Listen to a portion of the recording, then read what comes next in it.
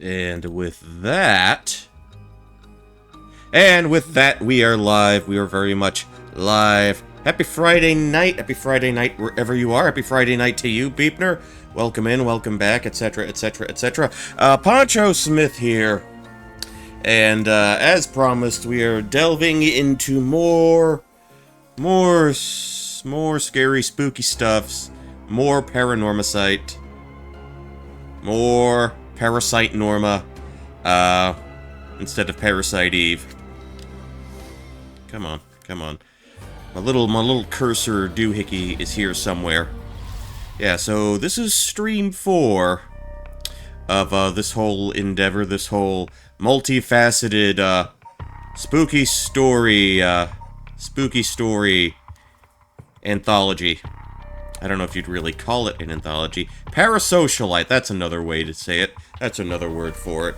Yeah, so we're doing more of this.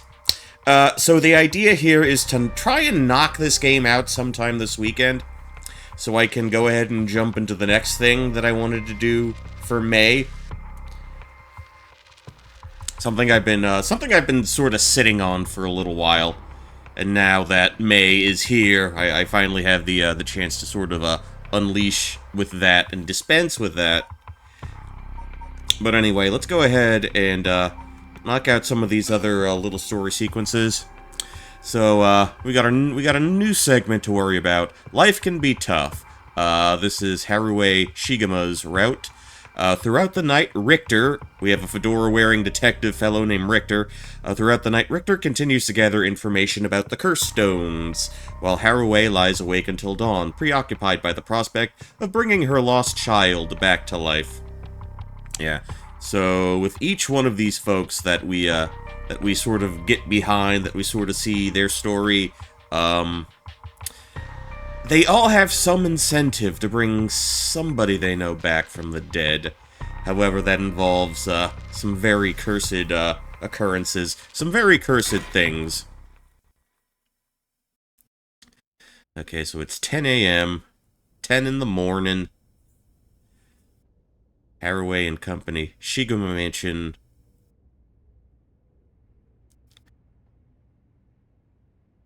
Good morning, ma'am. How are you feeling? I'm fine. I hope we can make good progress today. How's your curse stone looking? I haven't felt anything from it since sunrise. Interesting. Possible that its powers can only be unleashed at night, then. That aside, why are you so late this morning? He was up... Look, take a look at the dude and tell me he's not boozing it up every night. Seriously, I bet he's still a little buzzed right now. There are unfortunately some things that can't be investigated while the world slumbers. But I did get some research done in what limited time I had. Very well, let's talk. Okay, we can sort of peek at our surroundings. The town is beginning to wake up once more. The clamor of society can be heard from beyond the garden gates. Like any day, a cloud of pollution drifts out from the industrial area. He's going for that MJ fit. Yeah, I could see that. I could see that. He's got, yeah. Smoothest of smooth criminals. This is the old mansion where I was born and raised. Okay, I guess that's all the flavor text we're getting. Their entrance. No one's in the mansion at the moment. The door's been locked shut. The housekeeper has already left after cleaning and preparing food. Okay.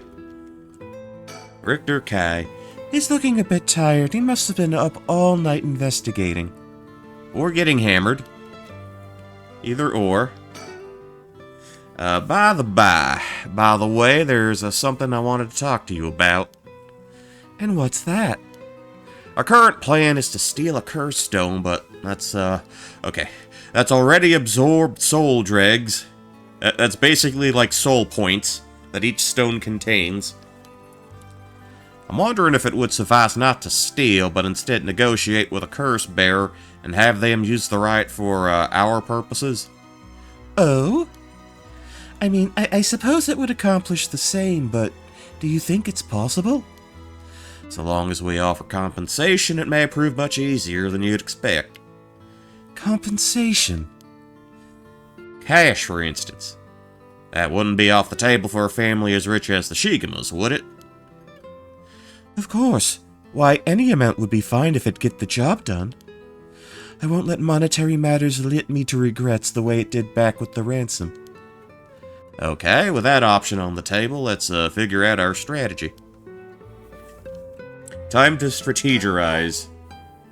Got the curse bearers. Do you have a curse bearer with whom you can negotiate in mind? Not yet. Surprisingly, it seems the other curse bearers haven't been that proactive about collecting soul dregs. Did you see the news this morning? No, I haven't. Overnight, 3 mysterious deaths were reported in this area. They're yet to announce the identities of the bodies found, but they've been nicknamed the Hanjo serial killings. It's garnered quite some attention on the streets. Oh my. Only 3? 3 murders? That seems a little low. That's what I thought. Even if the victims were curse bearers, just 1 or 2 wouldn't be enough soul dregs. And for what those curse stones are capable of, a mere 3 victims seems a little on the low side. With this little activity all through the night, curse bearers must be a cautious bunch. What's holding them back? Are we not all after the power of resurrection? There may still be some undiscovered victims, but it doesn't look like anyone has gathered enough soul dregs yet. We might have to set up some bait to spur them into action. And then we offer them the deal. Wheeling and dealing! That's an Orlando area car dealership I just referenced.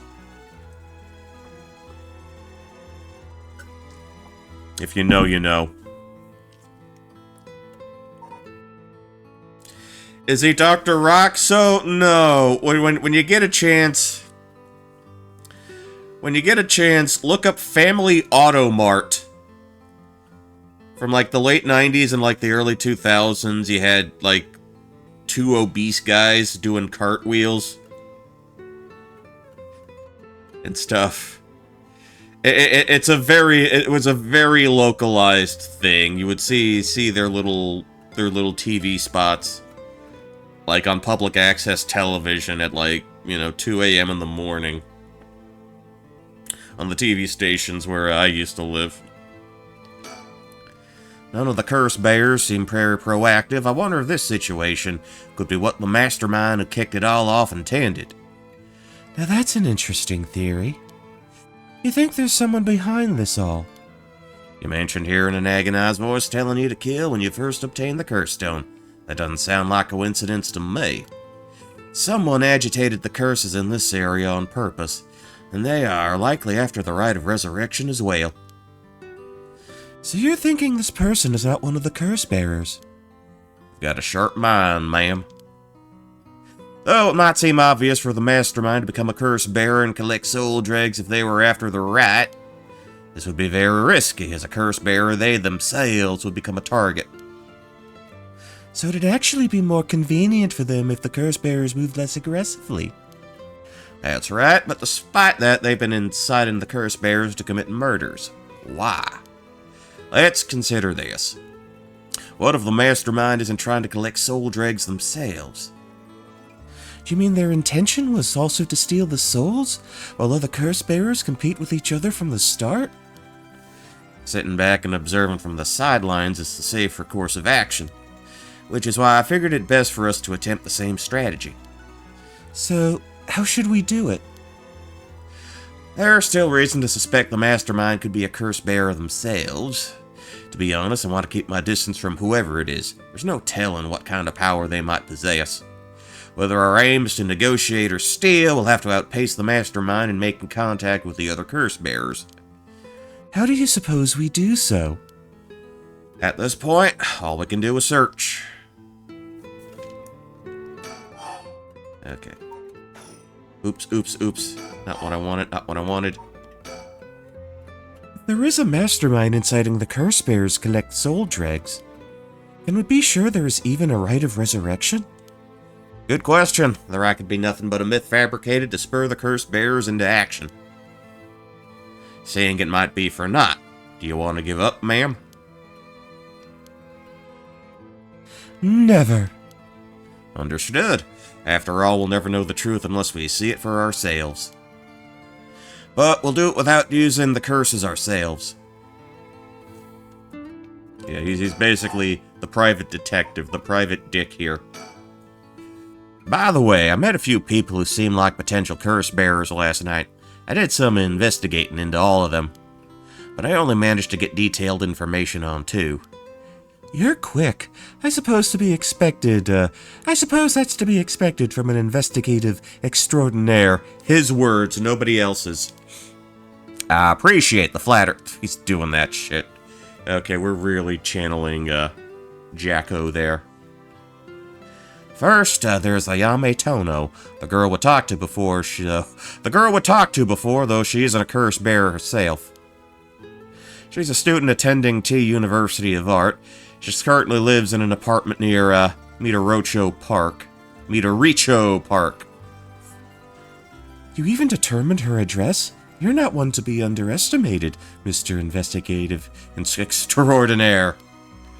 I called every single university with Uikyo-e in the curriculum pretending to be her parent. I went around to check her place on the way here. Doesn't seem like she returned home last night. I'm worried she might have run into some trouble. Didn't you attempt to follow her last night? I'm embarrassed to say I couldn't. She shook me. I couldn't keep track of her. And here I thought you were an investigator extraordinaire. I'd like to learn more about her, but it would take some time. She is planning to steal the cursed stones just like us. Best if we act carefully around her. Okay. Yeah, so basically, they were referring to...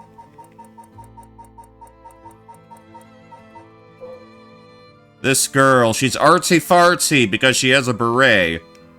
Yeah, she's studying a long-dead painter and wants to use the rite of resurrection to bring him back to life.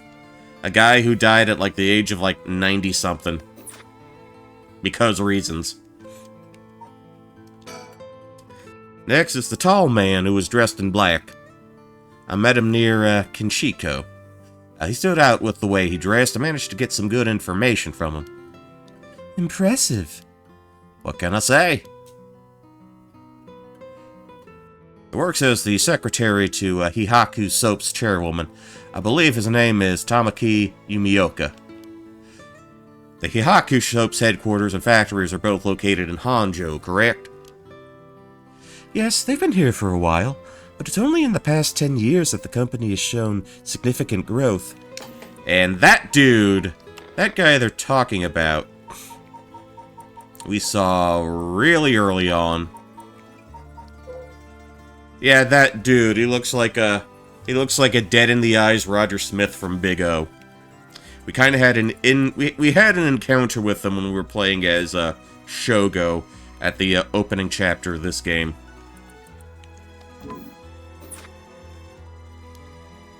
I remember seeing the chairwoman on the news a few years back. She seems to be very shrewd. With the increase in sales, I'd assume she'd want her factories running at full capacity. But with the harsh restrictions against industrial waste, a lot of the factories with older equipment had to be shut down. That's right. Even 10 years ago, there were many complaints about chemical plants dumping waste into the river. Most companies back then were more concerned with making a profit than protecting the environment. Oh, how little has changed. Wonder what a man working for such a company would have been up to in the middle of the night. On the way here, I stopped by the company's headquarters, but they hadn't started for the day. I should have better luck later. Let's hope you will. Perhaps they're interested in seeing if the rite would be beneficial for their product research into beauty and skincare. Heh, that's an interesting thought. Okay, and we're still going on about curse bearers. I ran into one more suspicious young man last night. This one seemed to be out collecting soul dregs, right? Indeed. I couldn't get a good look at him, though, and I couldn't gather enough intel to properly identify him. Well, that's a shame.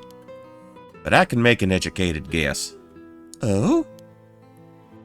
You know that researcher who discovered the ancient text of the Rite of Resurrection? The one that lives near here? His name is Hideki Araishi, and the man I met was very similar in stature.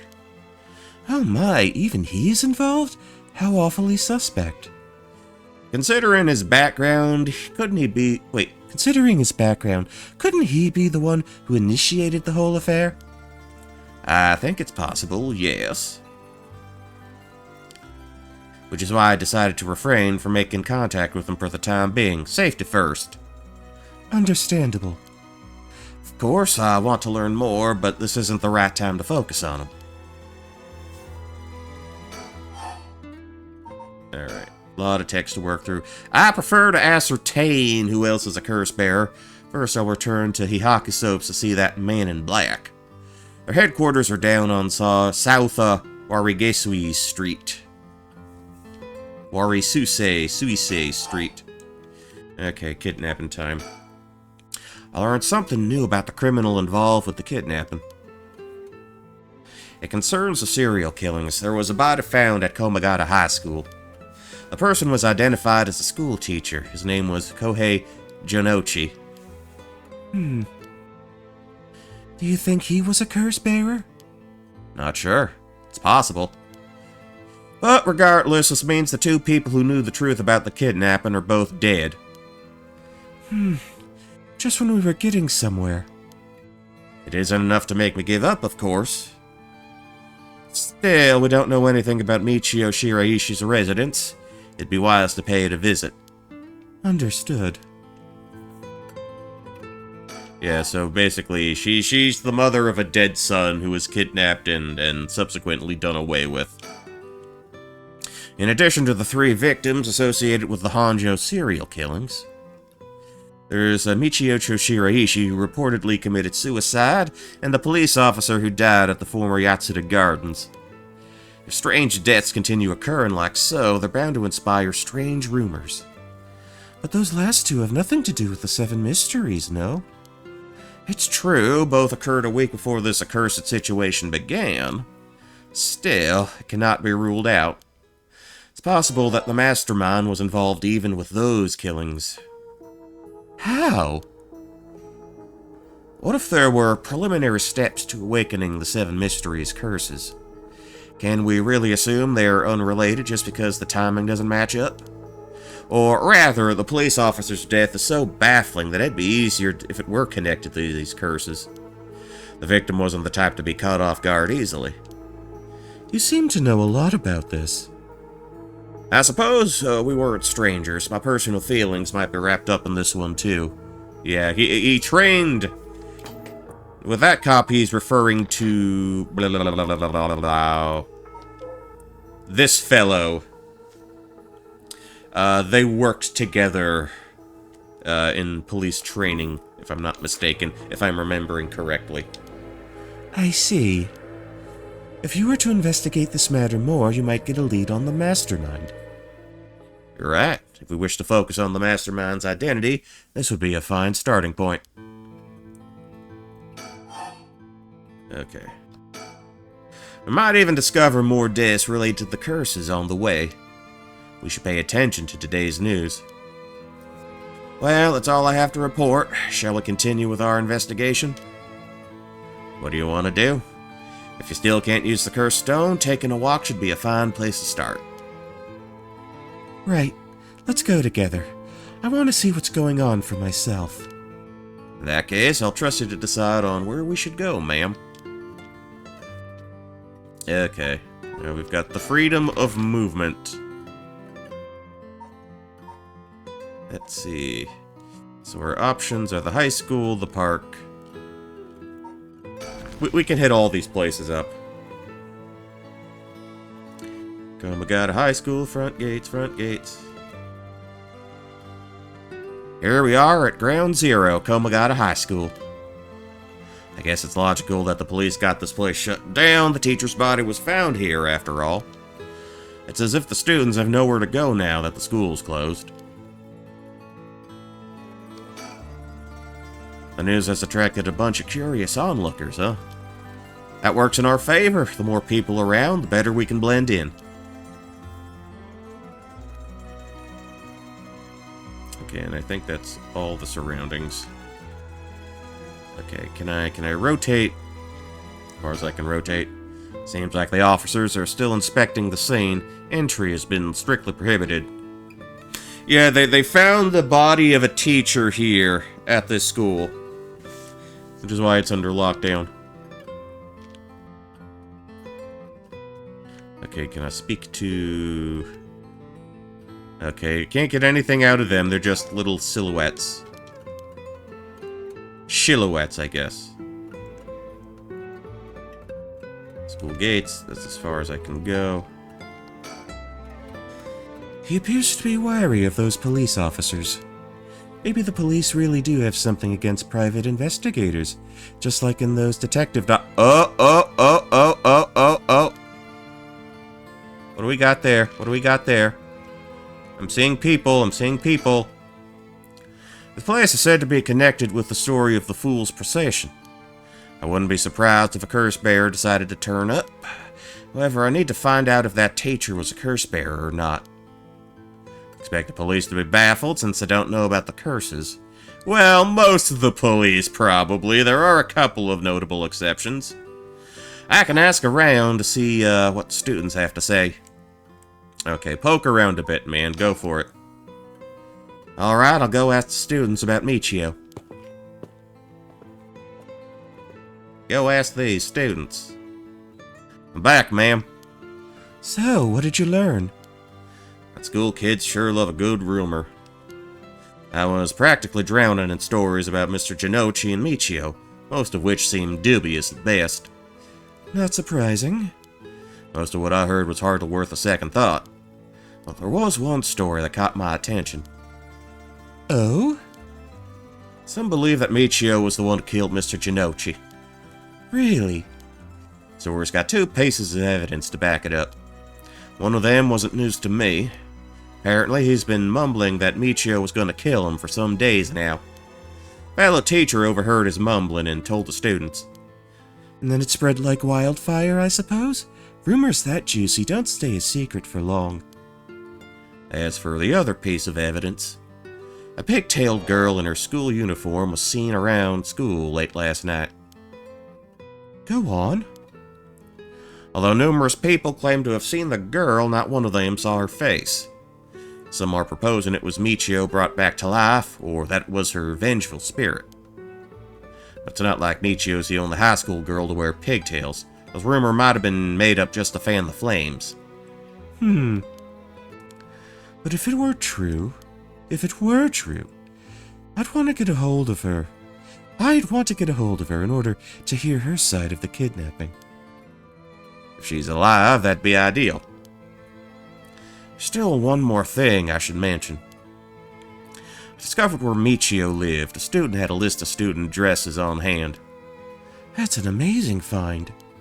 I believe all the students actually have had a copy of said list. It truly worries me how easy it was to obtain what should have been confidential information. Imagine what would happen if that information got into the wrong hands. Like a nosy private detective. Well, so far it hasn't, no? Sure, let's hope it stays that way. In the meantime, it's now possible for us to visit Michio Shiraishi's house.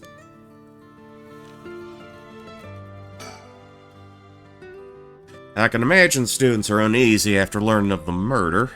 It may do them well to stay home for some time, if not for fear of their safety. The police are probably too wrapped up in solving the case to be concerned about the students' mental health.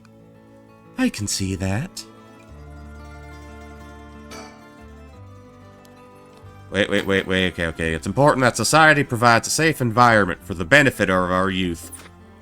Some school policies could use some rewriting, especially those handling the students' personal information. That's right. I don't want a student being kidnapped on their way back home ever again. I expect criminals to grow more cunning as time passes. There may be times where the authorities can't keep up. That's where outlaws such as myself come in.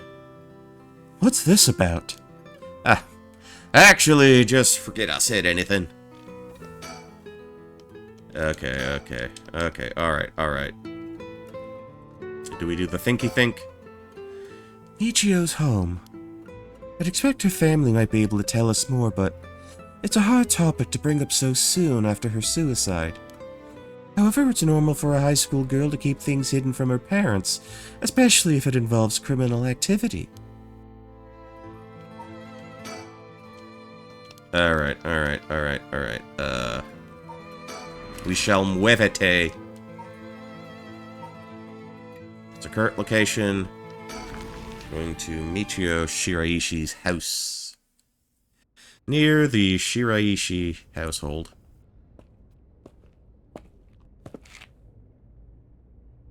How did it go? I went to visit Michio Shiraishi's family home, however, no one seemed to be there. I got no answer at the door, and all the lights were out. Seemed to have been empty for a while now. There was a stack of newspapers out front.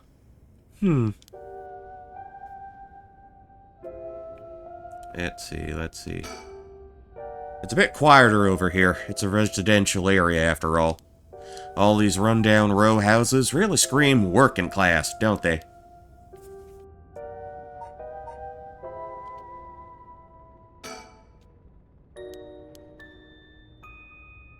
Yeah, this feels familiar to the time I was playing, the Famicom Detective games. Famicom Detective Club. I'm sort of getting some flashbacks to that. And again, yeah, both Famicom Detective Club and this, I think they both take place in the 1980s, I want to say. Social connections run deep in working class areas like this place, so I decided to talk to the locals. I met a few nice old ladies who were kind enough to give me the scoop. Turns out the Shiraishi's reputation really went down in the dumps this past year. Is that so? I'll give you the quick summary. They moved here about 3 years ago. Their previous residence was in a better part of town. Michio's father died in a car accident, leaving behind just the two of them. Michio's mom, Toshiko, now a single mother, relocated here. At first, I got along with the neighbors, many of which were in similar situations, helping and being helped in turn. So far, so good. What happened?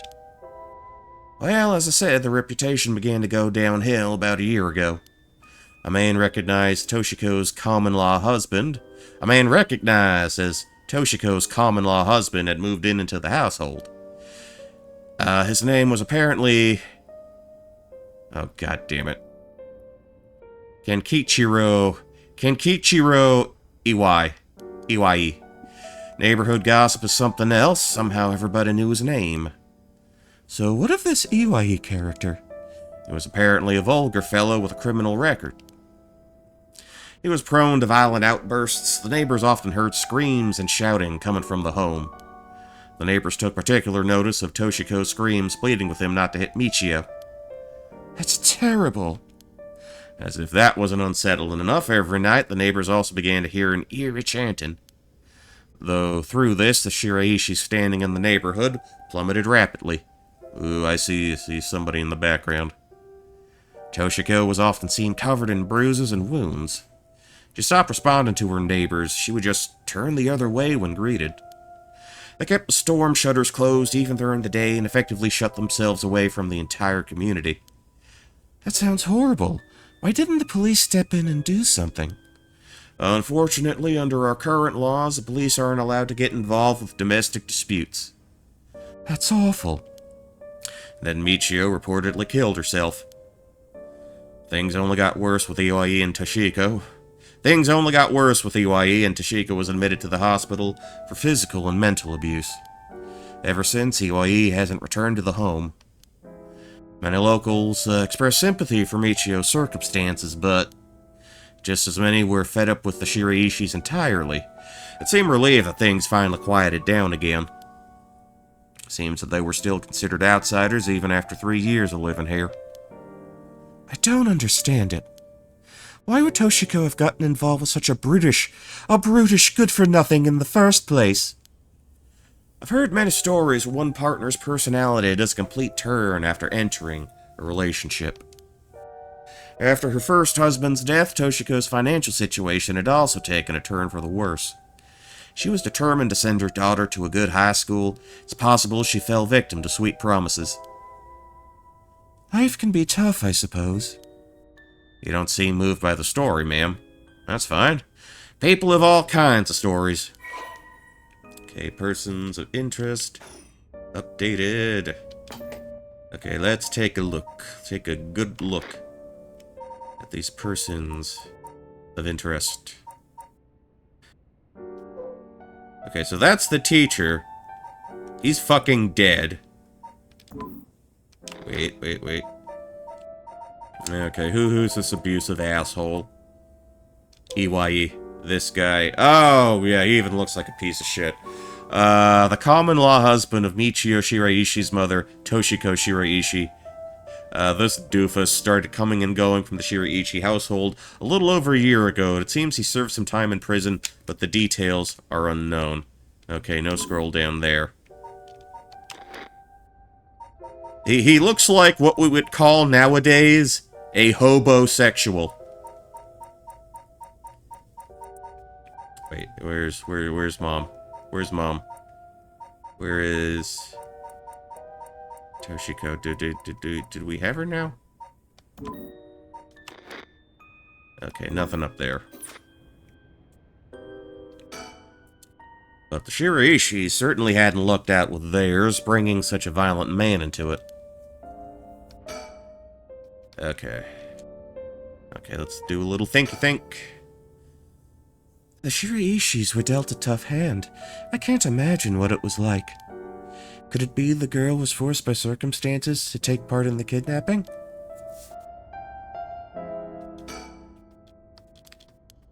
Okay, and I don't believe...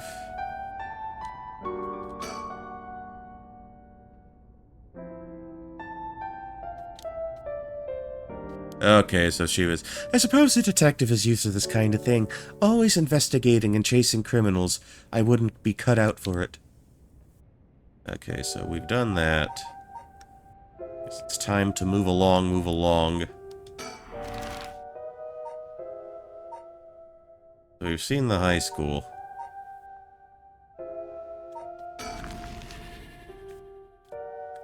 So I don't think we're going to get anything new. We may have exhausted all of our options here.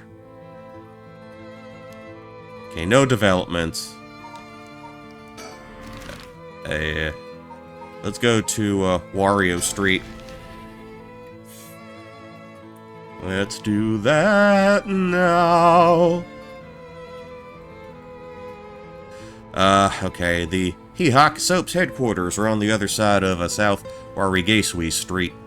They were closed when I visited this morning, but it appears that things are up and running now. To think that a small soap-making company could grow so much in such a short time. They have factories and warehouses throughout the area now.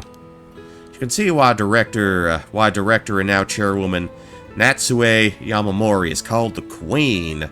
Yeah, Slay Queen, girl boss.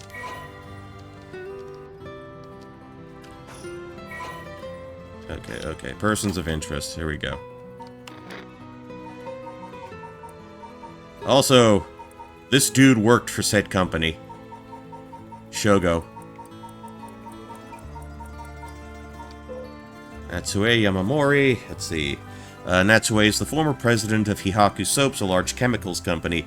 Though she retired from her position 2 years ago, she still wields great influence over the company from her position of chairwoman. Recently, there have been rumors about her possessing strange and magical abilities, earning her the nickname the Witch of Hihaku.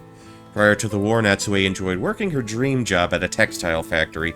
She was forced to face the bitter reality of the world, however, when the factory was destroyed by a fire during the war, and she was ordered to rework the fabric she had painstakingly crafted into something more suitable for blue-collar work.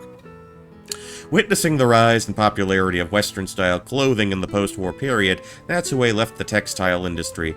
However, a nod to her past can be seen in her company's name, with Hihaku being another name for kasuri, a type of fabric featuring patterns and images woven with dyed fibers.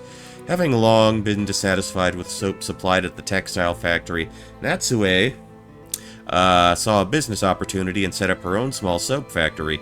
Taking inspiration from imported soap brands, she developed new products which quickly gained a good reputation. Ever the shrewd businesswoman, Natsue ran an aggressive promotional campaign on TV featuring a popular Japanese singer, rapidly turning Hihaku soaps into a household name. Okay. We're basically umbrella coring this shit. Okay, Hihaku, a chemical producer that ranks 4th largest in the domestic detergent market and 7th largest in the cosmetics market. From its humble beginnings as a small soap factory established after the war in 1946, founder Natsue Yamamori utilized her feminine perspective and a well-timed economic boom to boldly lead the company into new markets. Even as the market grew crowded with the industrialization of Sumida City, the company continued to expand, digging its roots deep into the area. In particular, it established itself as a household name by focusing its branding towards the rapidly expanding convenience store market. Its flagship products now include cosmetics, detergent, soap, shampoo, and more. Okay, and we already know about the patterned fabric. Links. You mentioned that Takumi works as her secretary? That's correct. Do you think it's possible he's acting on her orders? That's exactly my thinking. A curse bearer with both money and power could certainly look at resurrection as her next prize. Negotiating with a person of that stature may prove difficult.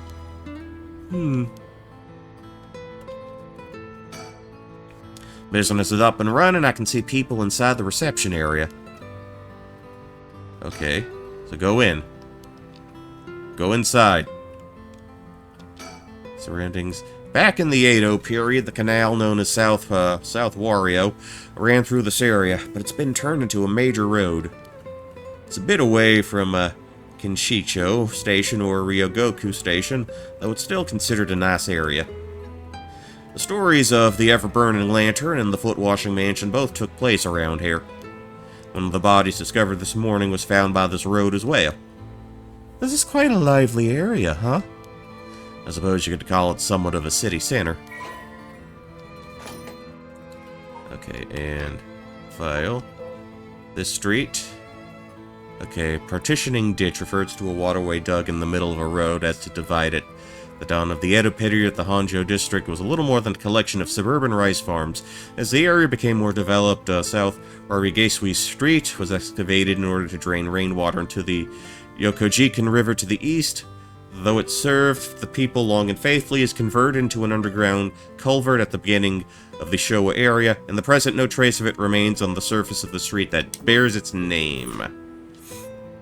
Well, that's progress for you.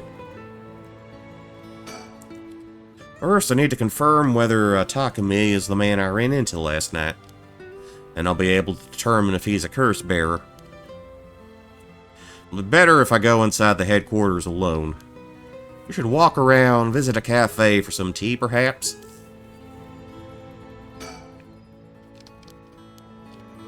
Okay. I'm gonna go in. It may be a while, so feel free to find somewhere to kill time. Okay, good luck in there. Good luck in there. Sorry to keep you waiting. How did it go? I'll fast forward to the conclusion. I met with Takumi. There's no doubt he's the same man I saw last night, but it doesn't seem like he's a curse bearer. That doesn't mean he has no connections to the recent curses. He knew about the 7 mysteries. He even guessed we have a curse stone of our own.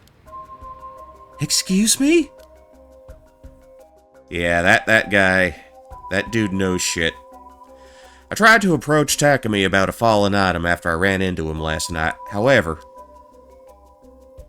you said your name was Richter, correct? I have a favor I'd like to ask of you. I'm hoping you would hand over the curse stone in your possession. Curse stone? What are you on about? There's no need to play dumb with me. In fact, there's no time for it. I had all the same reason you did to think you were a curse bearer last night. And your arrival here only confirms it. You are a curse bearer, no? You're right. We lack time. I'll confess I am a curse bearer. I possess the curse stone of the haunted clappers. I'm glad to hear the truth. Finally, this conversation is worthwhile. It is a dangerous item you hold. Give it to me. My company will take the responsibility to dispose of it. I didn't know the soap business specialized in scrubbing curses clean. It is the prerogative of Miss Yamamori. Is that so? Assuming you've obtained the curse, you understand the power it involves, no? Miss Yamamori possesses supernatural powers, akin to those of a god. She also has a deep love for this land, having transformed it from the pile of dirt it once was to the home of our headquarters. She cannot stomach the fact that it's now the site of these curses run rampant. So, you're telling me the Queen of Hihaku is a real-life witch? She wouldn't appreciate being called that, mind you. There's a sorcerer by the name of, Suigen Gemyodo, who's gallantly working behind the scenes, exorcising spirits and the like. Go on. That being so, there have already been instances of the dead coming back to life. Do you understand the urgency of this matter? It's the curses we're speaking of, tools which are being used by wicked beings to possess people. The rite of resurrection is nothing but a fabrication meant to seduce the curse bearers into unspeakable action. If you truly understand what I'm talking about, you must hand over that curse stone at once. Very interesting. Well, that's just how many curse stones have you acquired so far? What you tell me is true. Surely the company would have launched a large-scale search by now. We have 6. 6? Whoa, I can rest at ease then. And here I thought I was at risk of being cursed. It seems we are on the same page. If that is the case, you should hand over your curse stone immediately. I'm sorry to disappoint you, but it's not actually in my possession at the moment. Considering its importance, I've been keeping it in hiding. Really now? Then I'll accompany you while you retrieve it. I'm sorry, but I got something important to attend to. But I'll promise I'll return with it later. Very well. Then you won't refuse to provide your address and telephone number, I presume. How prudent of you. I'll oblige. I think he might give him... He's either going to give him a fake address and number, or he's just going to reroute him to his detective agency.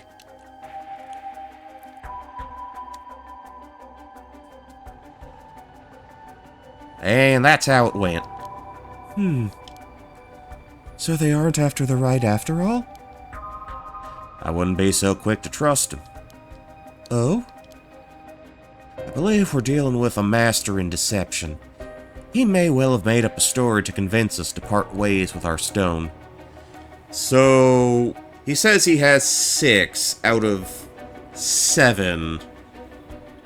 We've got 1. Yakko has 1. The cops have 2. Oh, he's totally bullshitting us. I think he was lying about having procured 6 curse stones as well. Like, really? 6? That's excessive. Well, now I feel gullible. The company is plotting something. I wonder what they mean to do with the curse stones. They seemed rather desperate to get a hold of ours, despite us not having collected any soul dregs. Perhaps the people at Hihaku are the masterminds behind the curses being unleashed. Because the chairwoman's a witch? I wonder about that, too. If she really were that powerful, would her secretary have divulged that information so casually? Takumi was either making it up as he went, or he's trying to spread a rumor. For what purpose would he do that? Recently, people have been caught up in the occult more than ever before. The word spreads that Hihaku's chairwoman has godlike powers. She could very well benefit socially and politically from that mystique. That's unsettling. We should avoid Hihaku for the time being. It'll be a pain if I have to deal with Takumi again. Okay, so that's checked off. By the way, there's one more thing of interest I heard while in the company's reception lobby. And what's that? People were discussing whether one of the bodies found this morning was that of a Hihaku employee. Really? They're talking about Shogo. So long as the officials haven't revealed the identity, it all amounts to no more than speculation, though. Hold on. This dude. Talking about him.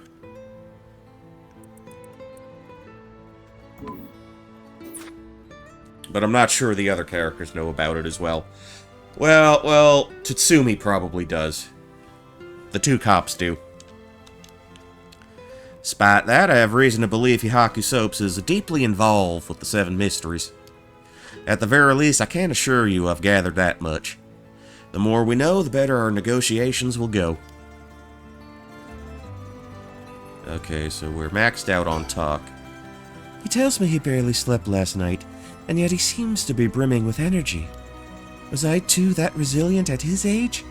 Perhaps it's what sets apart a detective from the rest? Lady, you're probably not that much older than him. Let's see. How are we?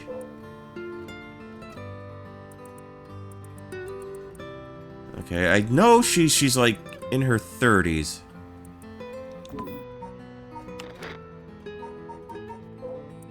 I don't know if they give like approximate ages though. Anyway. Okay, let's move. Okay, we haven't looked at the park yet, so let's make a beeline for that. Make a beeline. I don't hear too many other people using that expression. We're here. This is Midoricho Park. Ayame Tono lives around here. She wasn't in her apartment when I dropped by this morning. I wonder if it's worth checking again. I'll check the surroundings. The place is connected with the story of the Taiko of Suguru. Not only that, Katsushika Hokusai's home was also found in this area. That might be why Ayami chose to live here. And I do believe... Did we deal with that dude already? Did we deal with him already?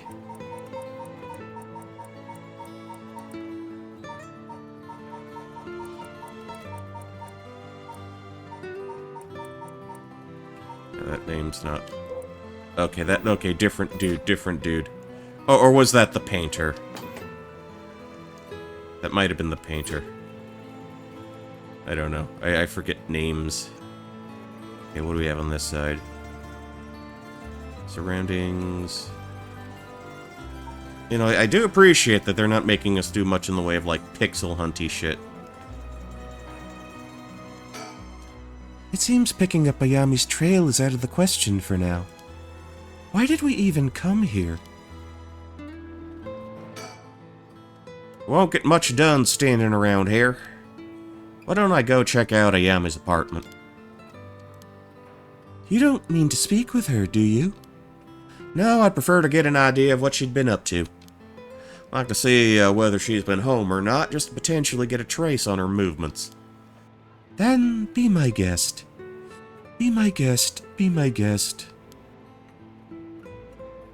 Put the anthropomorphic candlesticks to the test.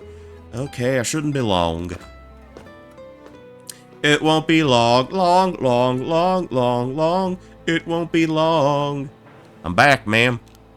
So, nothing? I'm afraid so. Still hasn't returned. However? I noticed a few people who seem to be related to the police force keeping watch in the area. I don't know if they got eyes on her apartment, but they do appear to be watching the building it's in. Interesting. We got a sharp eye to have noticed them, despite being so covert. What can I say? It's part of the job. However, it meant I had to refrain from knocking on the door or looking through her windows. I wasn't able to check on her electric meter or her mailbox either, unfortunately. You were planning to go that far? Won't make much progress sticking around here. Okay. It's always heartwarming to see children playing in the park. Richter seems to like kids. Perhaps they're on the same wavelength? Okay, let's see. So, we're not going back there. I don't know, can we double back to the school?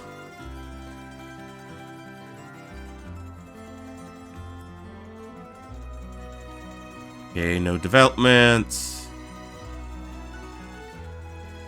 Okay, so they're just kind of telling me to shove off now. Okay, Michio's house.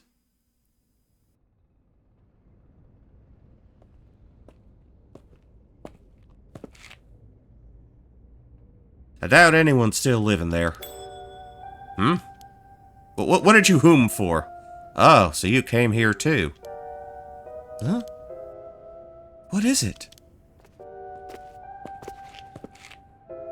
Alright, ooh, okay, the cops. I'm definitely gonna need a bit of water for this. One sec.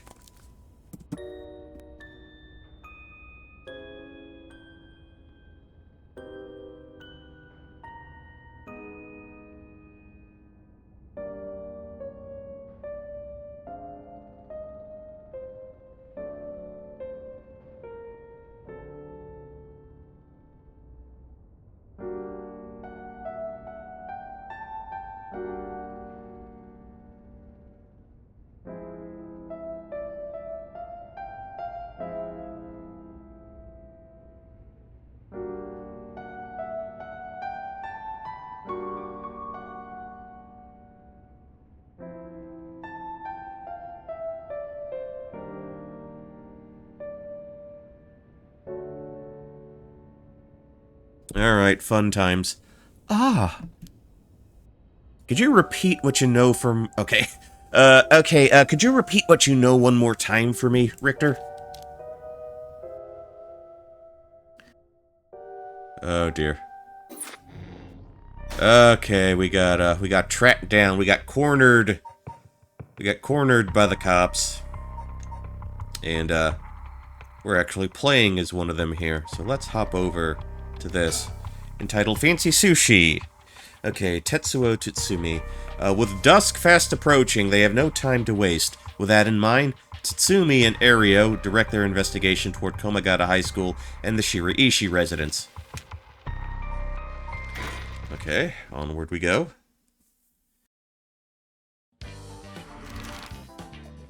Disco cop music from the 70s, alright. Here we go. Oh, maybe it's more like funky jazz instead of like true disco.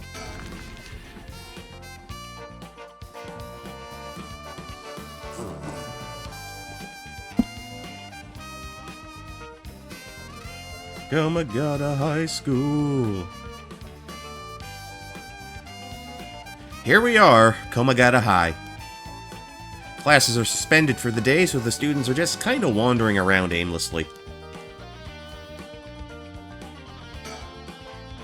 The news of the dead teacher has also attracted a fair share of rubberneckers. The atmosphere is kinda tense with this many cops around. The school gate will stay locked while forensics inspects the scene of the incident. Looks like they're still busy. Let's talk to the person in charge later.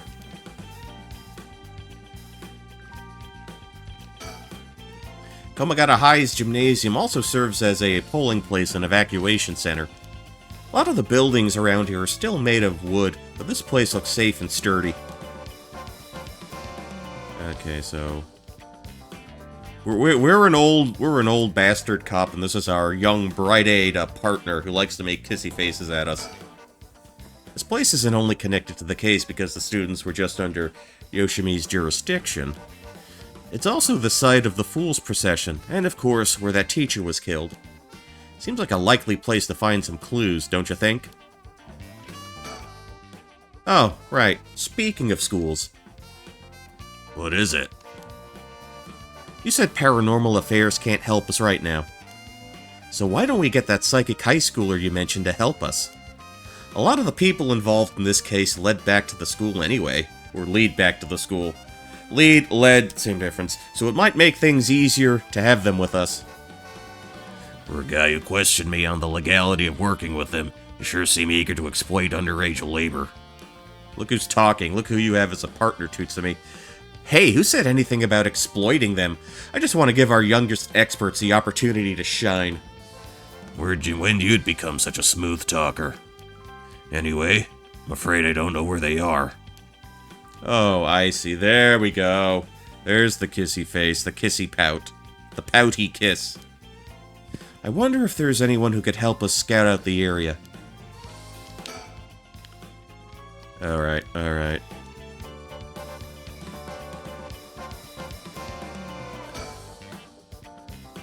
Yoshimi also looked out for these students as a Samita city officer. Juvenile delinquency has been a growing problem for years now. This school is no exception. Okay. So, under files.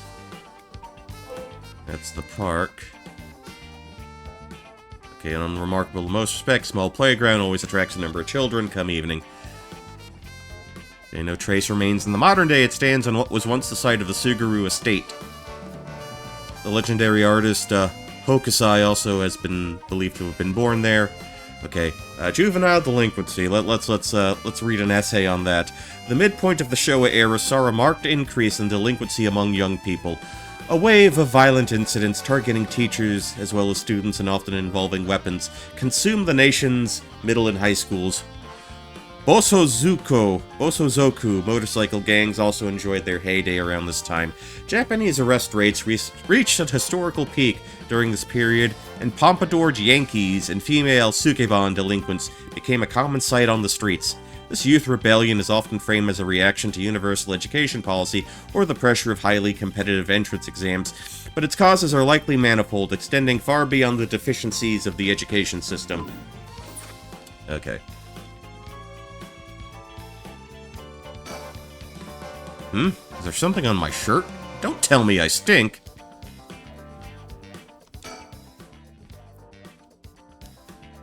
Alright, time to think.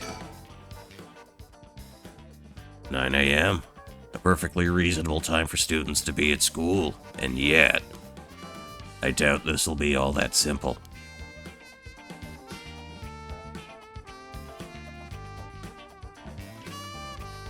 Yeah, I'm not sure. I'm gonna have to look around. Maybe move around for something else. Okay, we can go to this neighborhood then.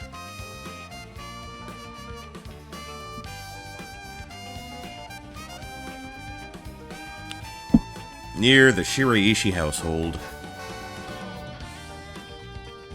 Oh, they're still playing the cop music. It seems like Michio's house is at the end of this road. We don't want to intimidate him, so maybe I should go alone. The houses are really crammed together in these narrow alleyways. Strangers like us walking through definitely stand out. It really feels like old Tokyo. It's quiet. This place is normally pretty lively, full of people coming and going. It seems like everyone's decided to stay inside because of the recent incidents.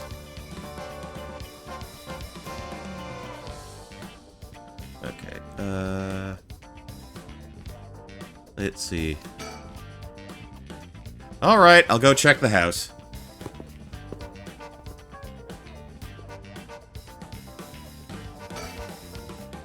Irio's off checking the Shiraishi household. I'll just wait till he gets back.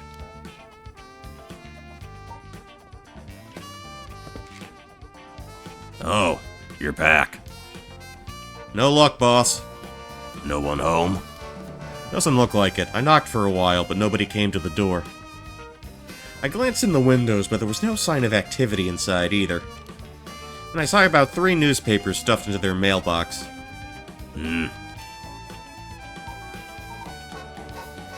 There's always time for fun. It's Friday the 9th. How you doing, Raven? Welcome in. Good to see ya. Good to see ya. Hope your Friday night's going well, going smoothly. If it even is considered night in your time zone.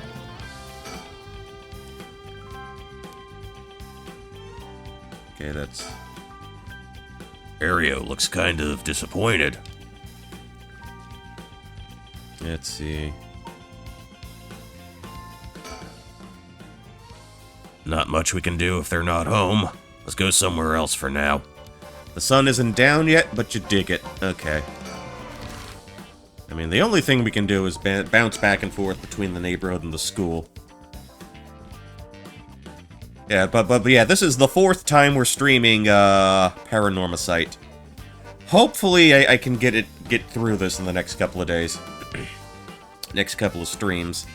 I have the place to myself, so, you know, maybe that's a possibility.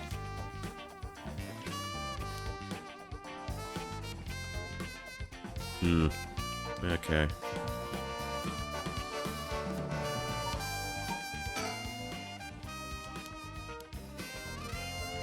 So we have the option to suspend, so I think they're trying to tell us something. I think they're telling us to go to someone else's route.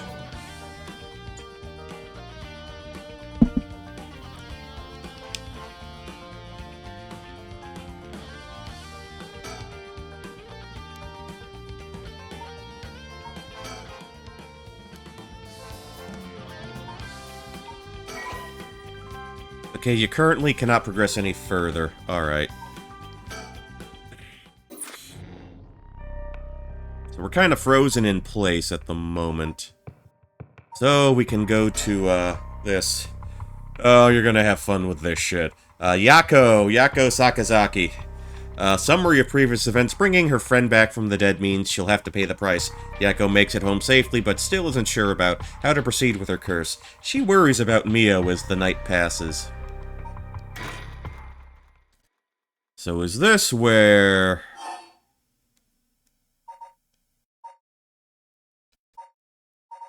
Fairy 13... I've seen people make comparisons. I've seen people make comparisons between that and this. Probably because of all, like, the jumping timelines. Well, not necessarily the timelines, because this all takes place in one specific period. Over the course of, like, the same couple of nights. Let's see. I think since a few folks show up at the high school, I think that's probably where we need to start to. Yako Sakazaki, 9 a.m. Komagata High School.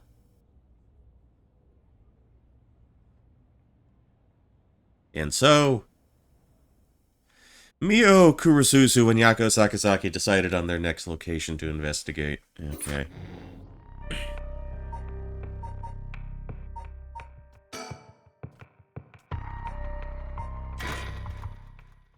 There's gotta be somewhere else I can go.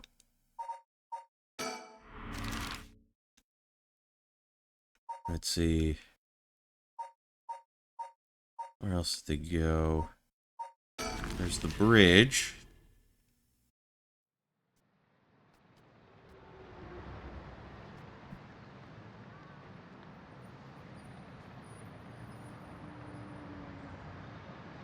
And Nara Nunca. Yeah, this is kind of where we kind of got stuck last time.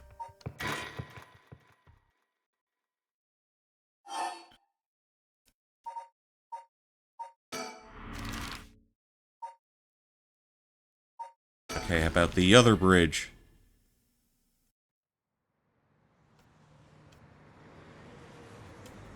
Come on, come on. It can be a little finicky.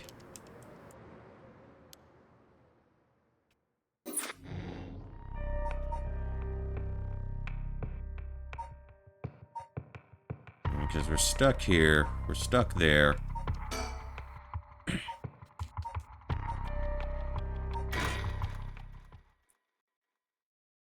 Come on, buddy. Why don't we start with the conversation? Because I saw this already.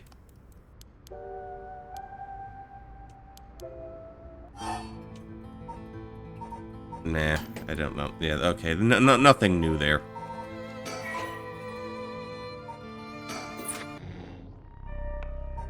Actually, I wonder... Huh. Alright.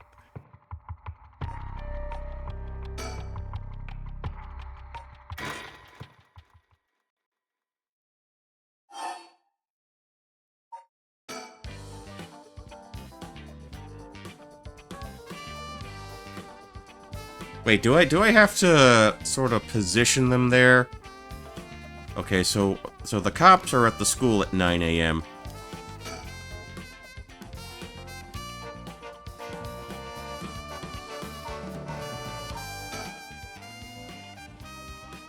Ideally, we could talk to someone who was involved in the incident. Easier said than done, though.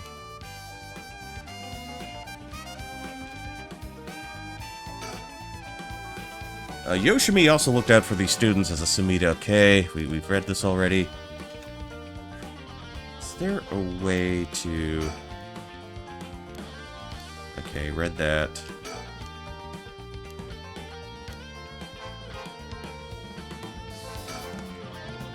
Yeah, I'm not getting any new information out of them right now.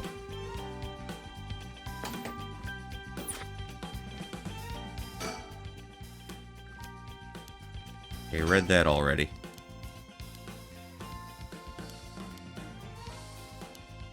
Okay, yeah, so...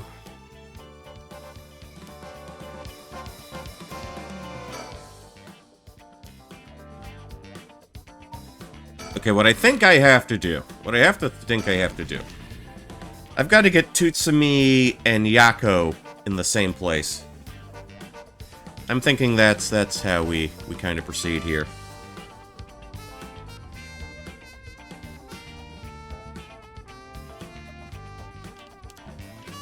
Okay, that we read already.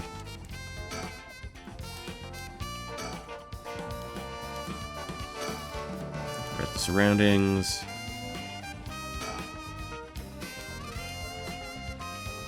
Okay, to the Shiraishi household. He'll go check it out.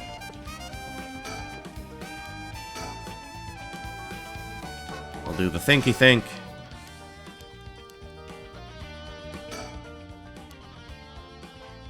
Okay, there's a chance that Michio didn't actually kill herself. Might be for the best that we didn't find her parents. Okay, now he comes back.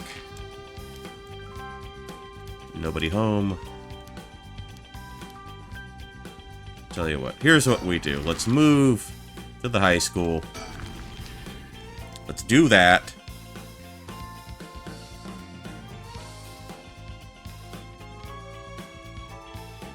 Let's see if this gets us anywhere.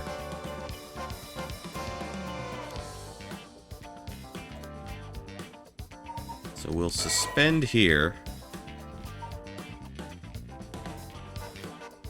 Not progress any further.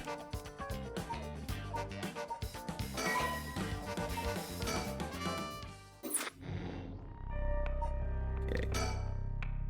Now we'll resume. Hopefully I can get them to stay there. And location selection. At the high school. Okay. So they should both be at the high school at 9 a.m., or both groups should be at the school at 9 a.m.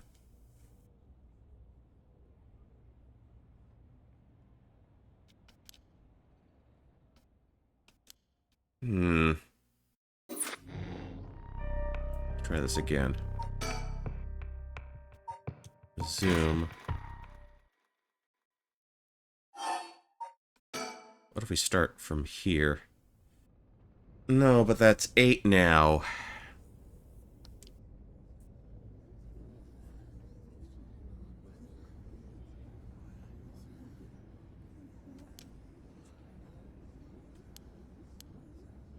Okay, we read this already.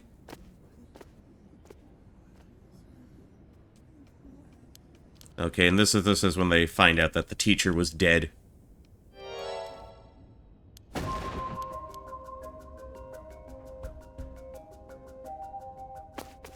Okay, and then we talk to Hitomi. Alright, alright.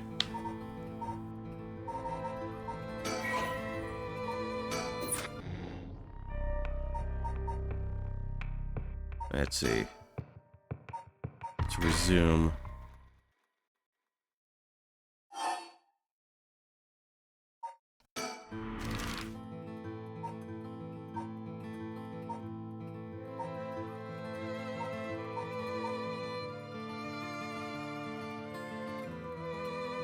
Hold on. So we're at the location select.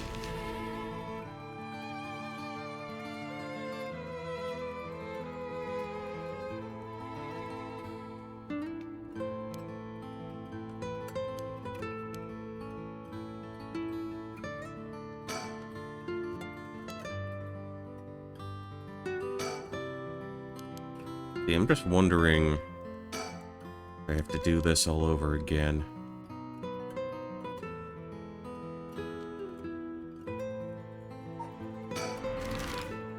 Now we can move to South Street here.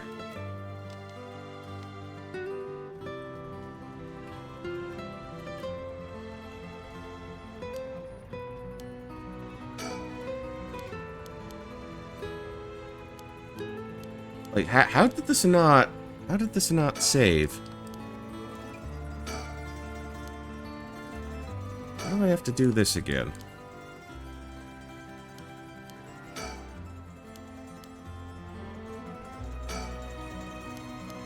Okay.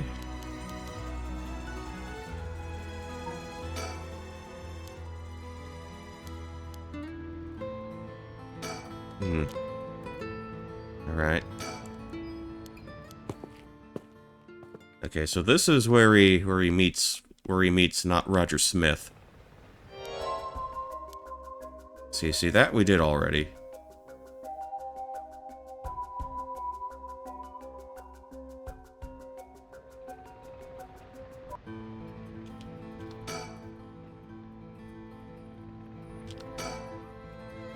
Okay. So we know to avoid that.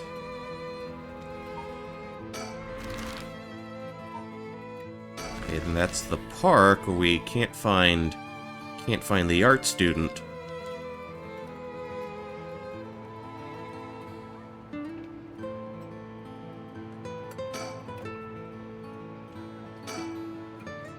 Alright, can't find Ayami there.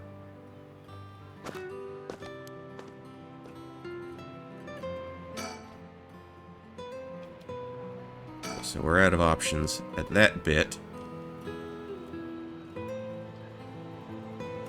Alrighty then.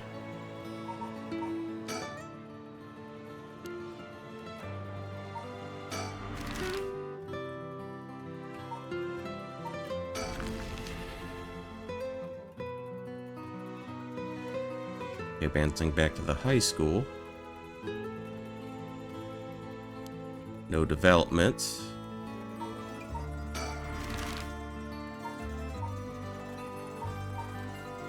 Oh, do we not have the option to go to Michio's place anymore?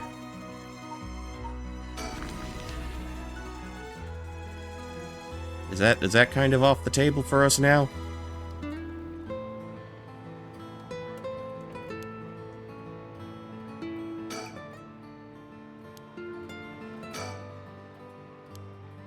Okay. Huh.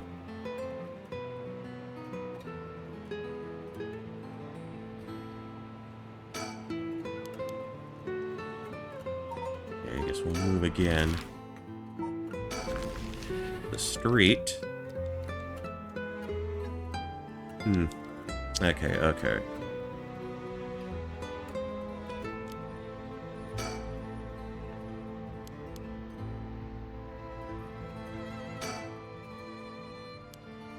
No reason to stick around there any longer.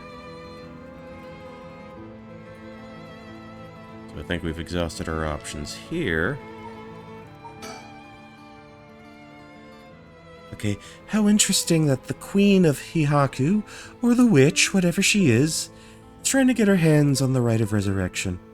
It's like some kind of dark fairy tale. Regardless of what is or isn't true, we must stay one step ahead.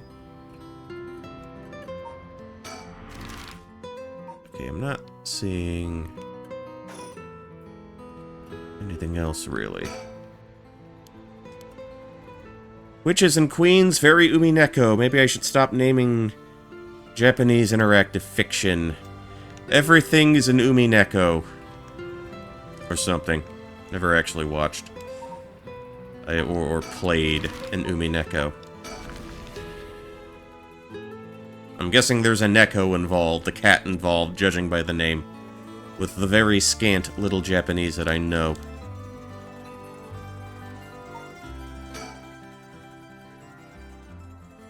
Okay, 2 people have died, a teacher named Kohei Jonochi, student named Michio Shiraishi. Anything else to be gained here? Umineko means seagull. Well, that too. He's wary of the cops. Okay, and this is... So we inquire here. Okay, this is how he gets the information to, look up, Michio's house, the dead girl.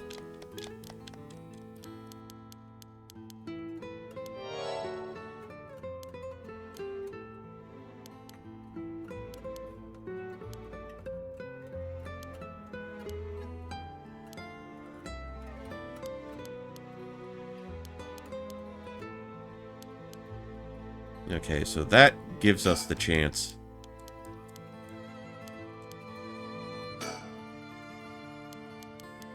The speech about the youth. And now we also have the option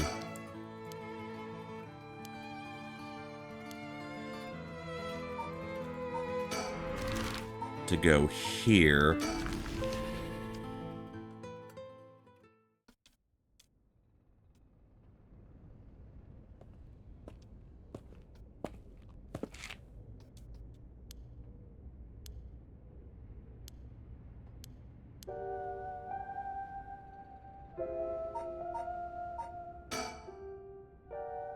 I don't understand why no one's come to this house, even after Michio committed suicide. I wonder if this place is okay.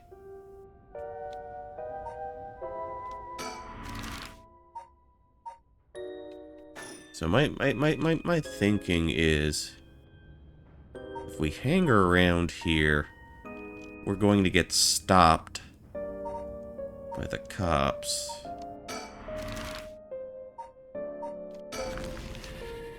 If we move around a little somewhere else, so we don't encounter the police.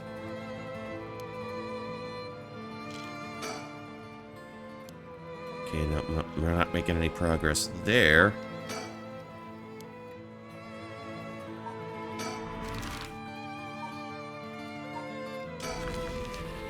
I'm not sure if going back here is going to do much for us.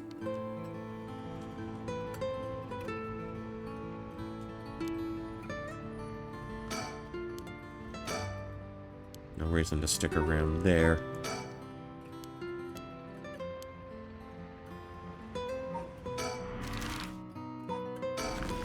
If we go back to the high school,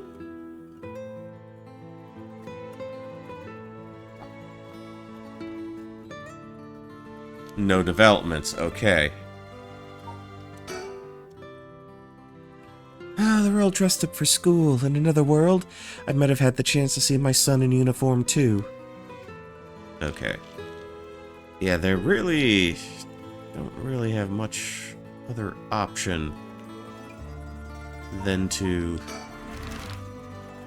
do this.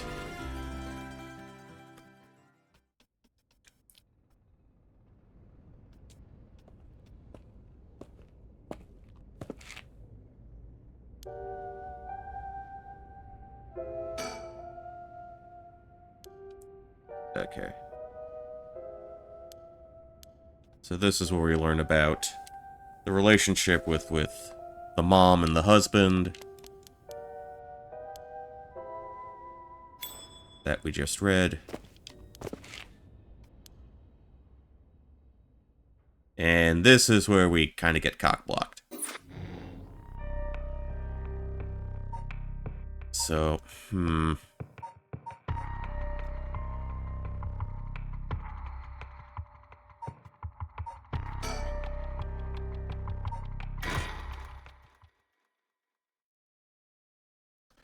mean, you would think that everybody could meet up here at 9 a.m.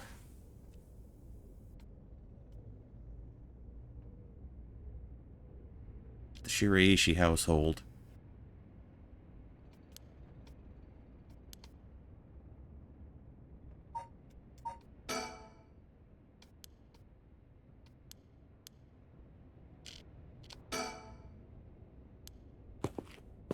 He goes to check out the house. Okay, wait till Ario comes back.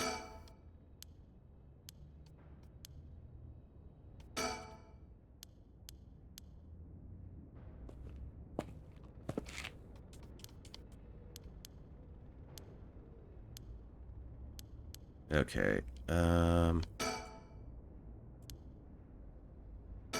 we're told to try again later.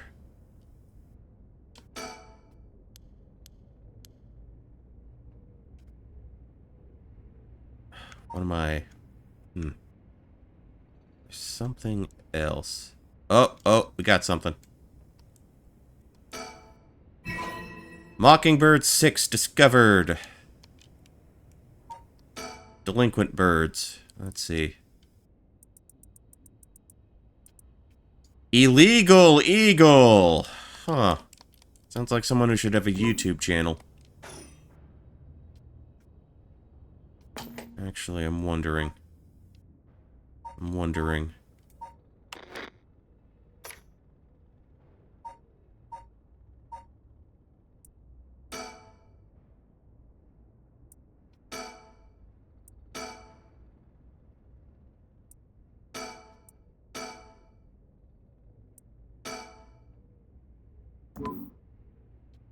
Wonder if that'll make a difference for us.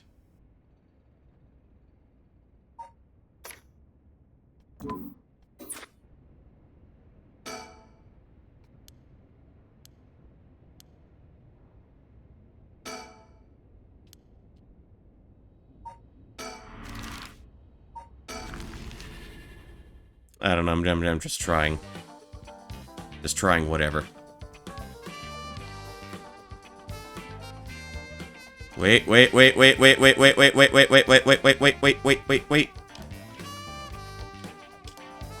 think we saw someone. Okay, progress. Here we go. More voices. Shit.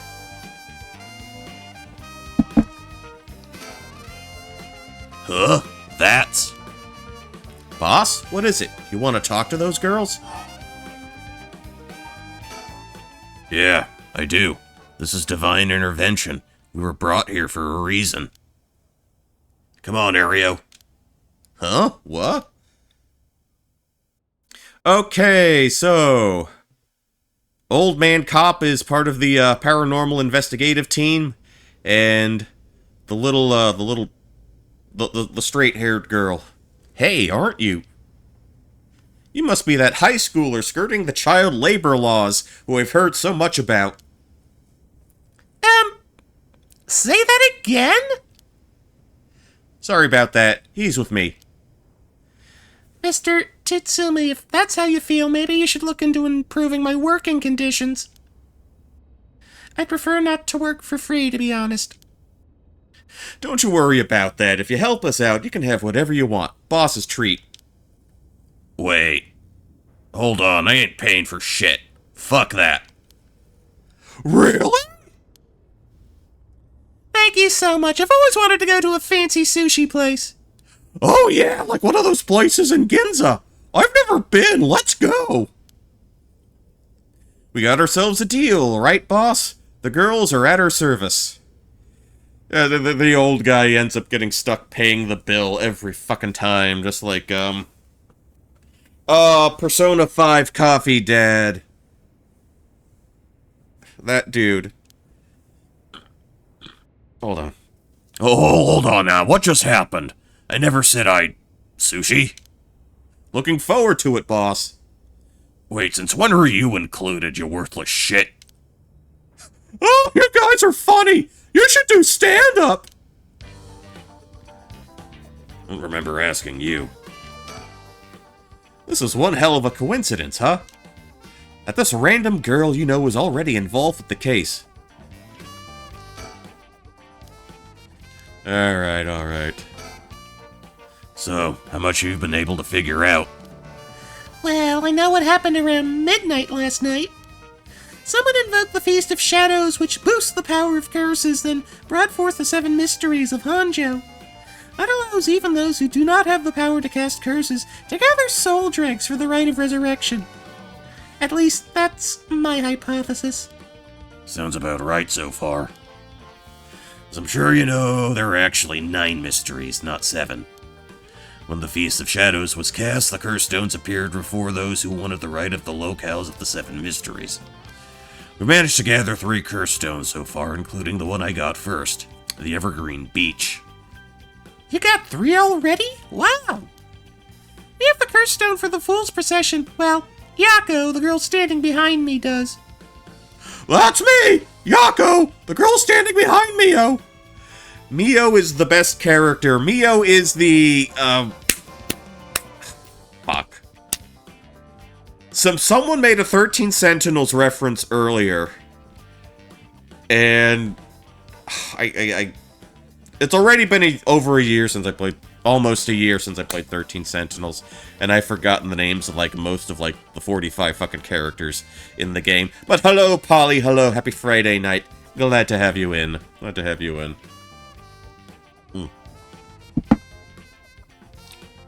I read your little retrospective on her lullaby earlier. Hold on. Am I out of water again? All right. We'll manage. We'll manage, but go visit Polysoft when you people have the chance to see what it's like behind the eyes of you know, the whole game dev process. Okay. Well, that's me, Yako. I can't get over the fact that they named her after a fucking Animaniac. Does she? Is she alright? We could take it off your hands. Mio and Miwako. Yeah, that's the one I was probably thinking of, Miwako. I don't think she has enough frames of animation to do that weird hand job gesture, though. Great character, Brigade. Well, the Feast of Shadows has no effect during the day, and there's still something I want to find out. Alright, I'll leave the Fool's Procession with you two then. Okay, so... Let's see. Let's poke around here. Other cop, scene of the crime. What's that rope all about? It indicates where Jinochi's body was found. They've moved his body, but this way we still have an idea of how it was found. So they use rope in 1980s Japan, not chalk. Yikes! That's a little gross! You can even see how his arms and legs are all... Ugh. Cool it, Ario. You're scaring her. This kind of stuff is a little much for a kid. Hey, I'm pretty sure she only asked because you were staring at it so intently. Alright, that's enough. Mio, what do you think? I knew it the second I looked at the scene. You're right. Traces of a curse still linger here. I figured as much.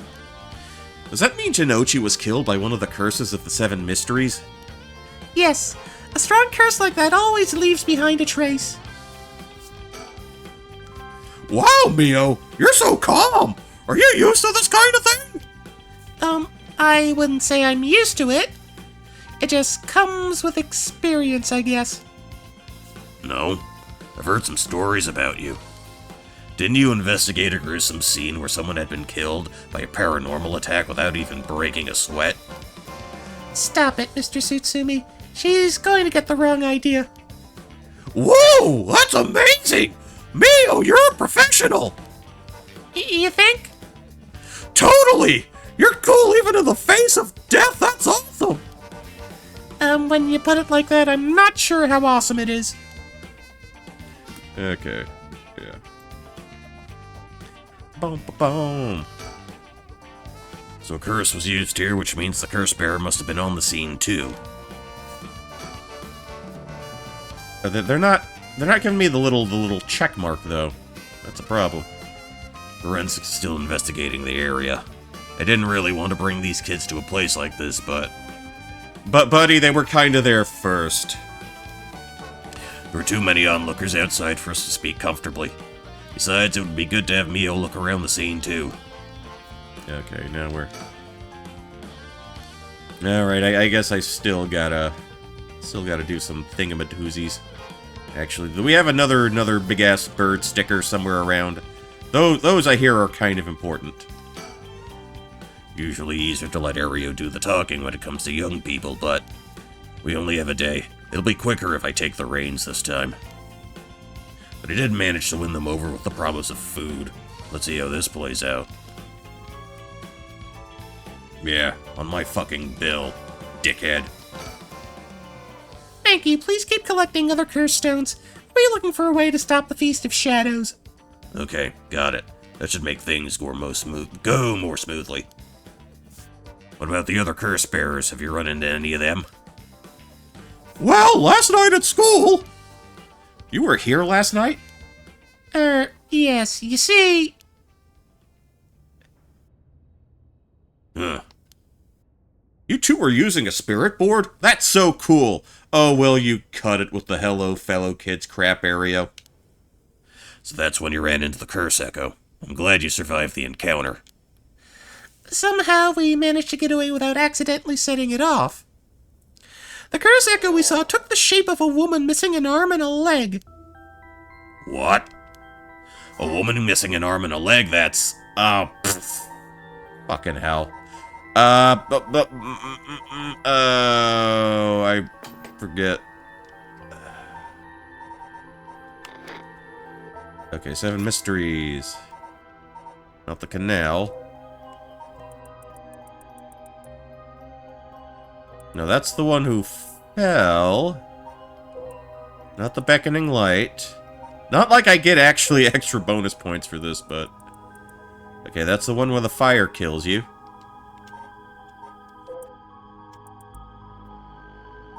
Not the foot washing mansion, because you get your ass gets stomped there.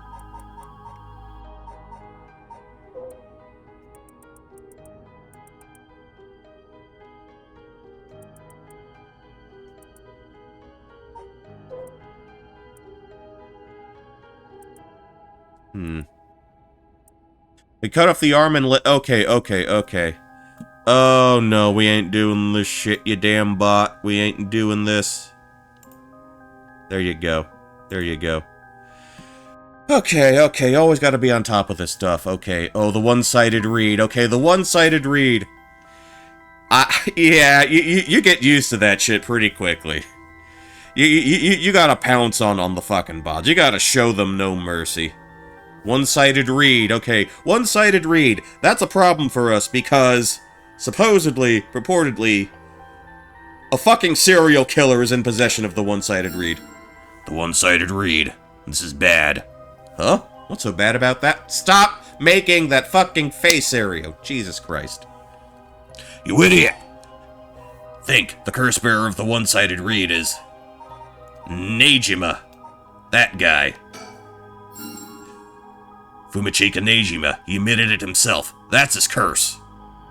Oh, that's right. Wait, but if that's the case... Nejima might have been here last night. I think I know who that might have been.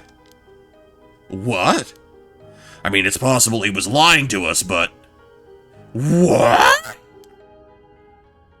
Who's Nejima? No clue.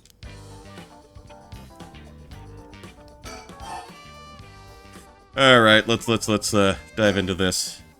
So, Nejima's trying to take advantage of the Feast of Shadows for his own nefarious purposes. Oh, he said he's going to massacre the city at sundown today? And he's trying to get your daughter too? What a fucker! That's why I've been trying to find him, but to no avail. Honestly, this information has been the most useful we've gotten so far. So just to be sure, could you tell me who else was at the school last night? Well, as far as we know, there was us, Mr. Jinochi, and one of our classmates, Hitomi. Don't forget old man Ashimiya! I think it might have something to do with the old man. Wait, Hitomi. Don't you mean Hitomi Okuda? Second-year student? Well, yes. Why? Boss. So she was here last night. Oh, she made that fucking face too. I skipped over it. I saw Hitomi earlier, though, and she didn't seem like a curse bearer to me. You did? Did you talk to her? Yes. Would you mind if we asked you a few questions about that? Hitomi said she didn't want to talk to the police she didn't want to talk to the She did not want to talk to the fucking cops! She was afraid she'd become a suspect! So I can't tell you anything unless you swear you won't drag her into this. Oh, I see. Don't worry, this is about a different matter. A different matter? You mean about the police officer, Mr. Yoshimi? You know about that? Did Hitomi say something about him? Yes, she did, actually. Okay. Oh, we've got a lot to go through.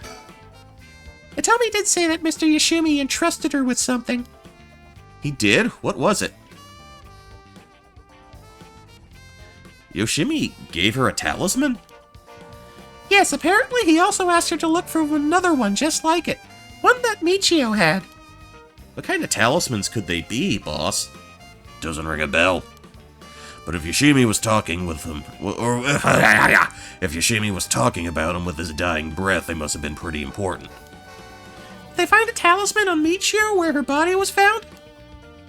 I'll check, but if they did, Yoshimi would have had plenty of time to retrieve it before he died. Right. Would you consider giving us Hitomi's contact information? I'd like to talk to her about this talisman. I'm not sure. She never opened up to anyone except Mr. Yoshimi. I'm no good, huh? I was friends with Yoshimi, though. You don't seem like too bad a guy. Not all that scary for a cop. But I doubt that'll be enough for her. She really doesn't want to end up becoming a suspect. To be honest, she was even a little bit wary of us. Well then. Do you think she'd talk to Yoshimi's fiancé? Haven't they met before? Oh, they have. She told us all about that.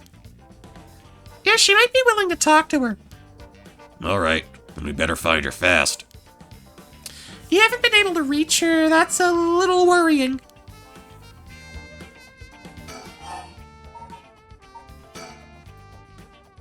Mayu Chizawa. We'll let you know as soon as we manage to contact her. Okay, I'd be willing to give Hitomi's contact information to her. Oh, right, one more thing. Hitomi told me that Mr. Yoshimi gave her instructions in the event something happened to him. He told her to give the talisman to Mr. Nakagoshi from police headquarters. What? So it was a Nakagoshi case? Why would Yoshimi tell her that? Could you check on that? I will, but I don't know if they'll pick up when I call. Is he with the Paranormal Affairs Bureau? Well, yes, Nakagoshi's the chief, but he's almost never in, so I don't really know the guy. To be honest, I'm not even sure if he exists or if he's just a figurehead. I've never spoken to him myself. All Paranormal Affairs cases are referred to as Nakagoshi cases. Jeez, what's up with that?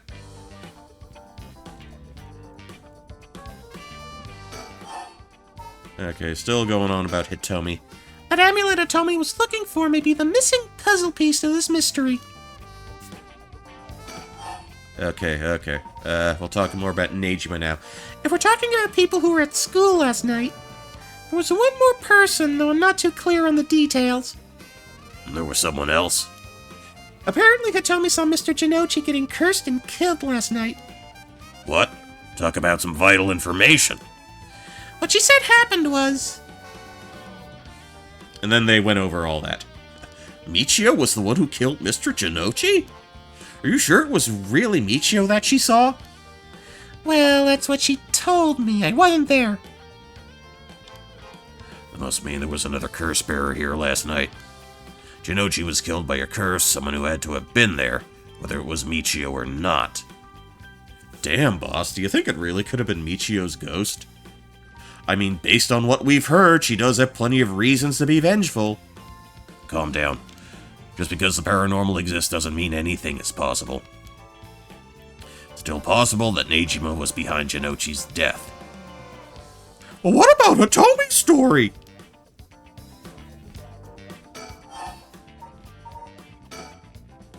About this janitor. Ashimiya, was it? How old is he? Do you know how long he's worked here? Huh? Why are you so interested in him all of a sudden? I only just transferred here to this school, though, so I have no idea. He's around 50 years old. He came to our school about half a year ago. No one knows what he did before, so there are all kinds of rumors about him. I see. Thanks. I think I'm starting to get a better picture of all of this. Huh? Listen up. It's not uncommon for former prisoners to find work under an alias after their release. Yeah, because he spent some time in the slammer for murder, and now he holds a grudge against Tsutsumi for it. The notoriety attached to their former name can get in the way of proper rehabilitation, you see. What are you? No way! If I kill someone, does that mean I can get out with a new name too? Urio, have the officers apprehend the janitor. He worked the night shift, so he might be, in the overnight room. Yes, right away.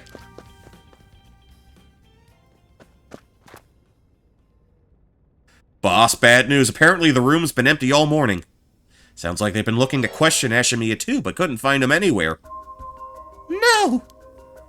Well, fuck. That all but confirms it. Just one more thing to check. Are there any photos of this Ashimiya? Yes. I got a photo right here, in my persons of interest. You can look at it, right here, Coppers. Or do... Ash, okay, last name. This motherfucker, right here. I got your picture right here. We broke the fourth wall once, we can do it again, possibly. The old man seriously hated getting his picture taken. He'd always avoid it. Urio, call an urgent search for Makoto Ashimiya. We can't let him get away. Yes, sir, I'll contact HQ right away.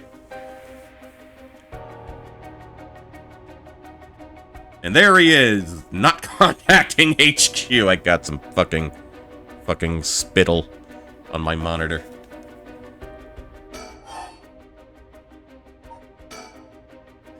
Oh my, I didn't expect this at all. Yeah, how could that old man been of some horrible criminal mastermind? I can't fucking believe it. And a curse bearer on top of that. To think he was so close to us this whole time. Ugh, gives me the chills. A guy like that really shouldn't have been allowed to work at high school, to say the fucking least.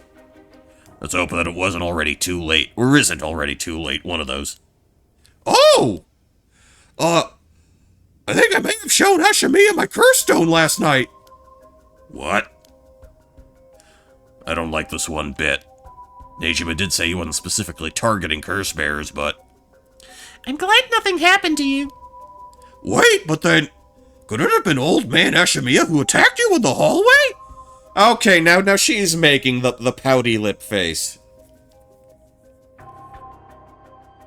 I'm wondering if Yakko and Urio are somehow related. Oh! I almost told them that you were still in the building, too! And that actually led to an insta-death bad ending. If you tell the janitor man that Mio was still on the premises. What? You did? Yikes! Good thing I didn't say anything. Good thing I can jump to a different route. You might have gotten very lucky there, kid.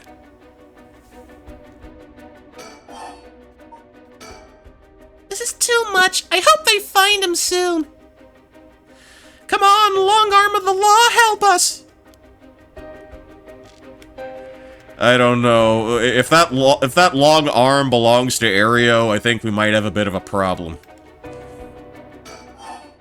Okay, mastermind behind the Feast of Shadows. To put a stop to the Feast of Shadows. It would help if I knew more about how the curses of the 7 mysteries first came about. In that case, you're probably best off talking to that crabby researcher guy. You mean Mr. Ariishi? I would very much like to talk to him. Oh, right. He's a teacher here too, isn't he? You would know him already. He might be more inclined to talk if it's one of his students doing the asking. Do you know where he is? I do. We tried to talk to him, but he refused to cooperate. But you two should give it a try. He's at his usual cafe working on his papers. The cafe? Oh, the Kurokikyo Cafe in Kamezawa? Thanks, we'll head over there now. Oh, school rules say we're not allowed to go to cafes, though. Don't worry about it. I'll allow it. I'll ignore it this time. Thank you. Huh? That's all it takes? Motherfucker, I am the law. Okay, Feast of Shadows, let's try to run this through. There must be a mastermind behind everything. Someone who orchestrated all this for a reason. I want to find out why. Okay, so we're cleared out with her. Oh, what was that thing you mentioned about Michio earlier? Something about a grudge? Do you know anything about her? What's your relation? I'm her friend. I was actually planning to resurrect her at first. Oh, I see. We gain quite a lot of information from you two. It's only fair that we share as well. Tell her, Ario. Alright. Keep in mind that this is just a theory, though. Okay. After re-examining the crime scene, Yoshimi concluded that Michio's death wasn't a suicide, but a vehicular collision. Wait, an accident? Being hit by a speeding truck or van would have resulted in similar injuries. The investigation was ordered by Yoshimi, so it seems like he had his doubts about it being a suicide. What the fuck? A van? Speeding? Yakko, what's wrong? Are you okay? Oh! Whoa! Whoa!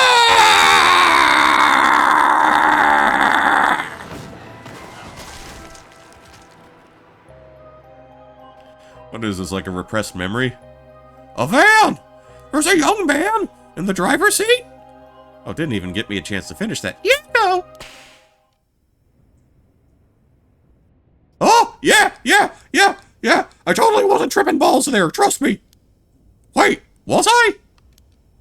Are you back now? How do you feel? You're covered in sweat. Oh! Yeah, I'm okay, I think. Sorry, I went a little crazy there.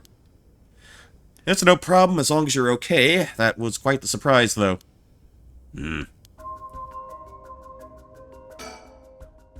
Yoshimi talked to you about Michio, didn't he? Well, he didn't give me any specifics, if you're wondering about that. Wait, what did he... Maybe we can see what she said earlier. A van, there's a young man in the driver's seat, in the passenger seat, a woman. Okay. Alright, that's kind of what they're alluding to. Well, he didn't give me any specifics, if you're wondering about that. So I don't know what was truly on Michio's mind, either. Right. Do you have any idea why Jonichi was so scared of Michio? Well, about that.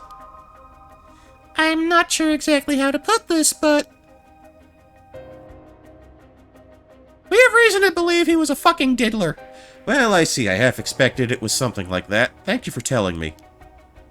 Sorry, it's hard to explain. I wonder what he got his hands on to be able to blackmail her like that.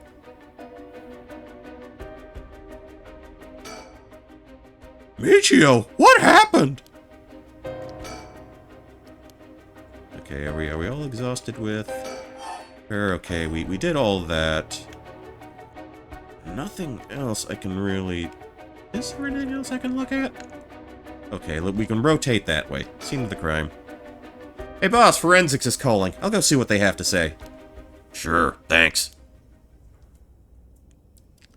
Boss, they found this on the ground a short distance away from the scene.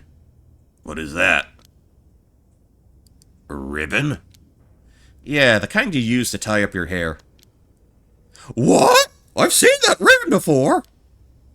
You have? Go on, then. That's the ribbon Michio always used to wear. What? Doesn't that mean that Michio was here? Are you sure? Definitely. I have the same one at home. We bought them together. This has to be hers. Then, did she come back to life somehow? But how? Okay, so we worked out the stuff with the scene of the crime.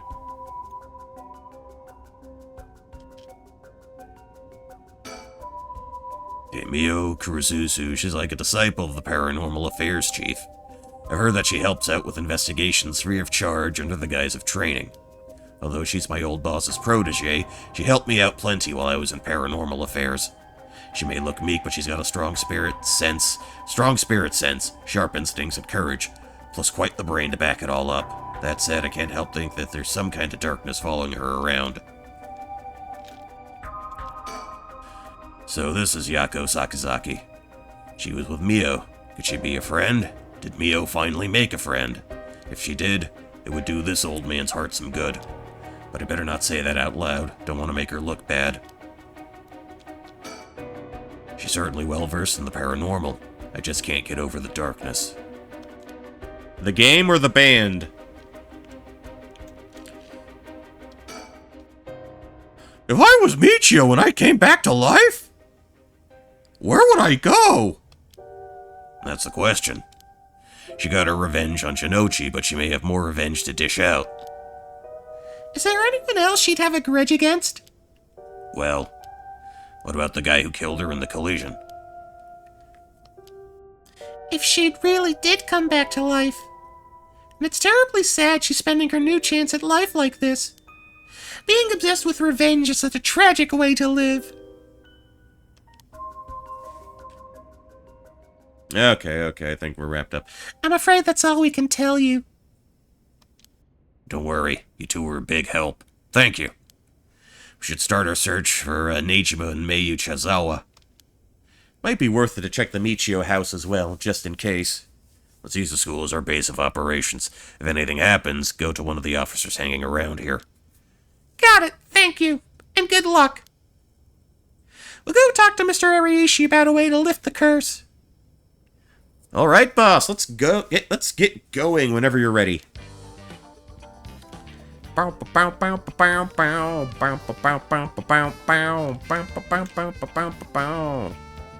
Okay, so we're all good here. We're all clear here. So we shall move along, move along. Alright. New routes. Tell you what, I'm going to take a little bit of a breather. Gonna refill my sippy cup, gonna do a couple of other things, and then we shall resume with our story here. I will be back with you momentarily, and I'm gonna make sure that these sweet, sweet sounds of smooth bossa nova will keep you company in the interim.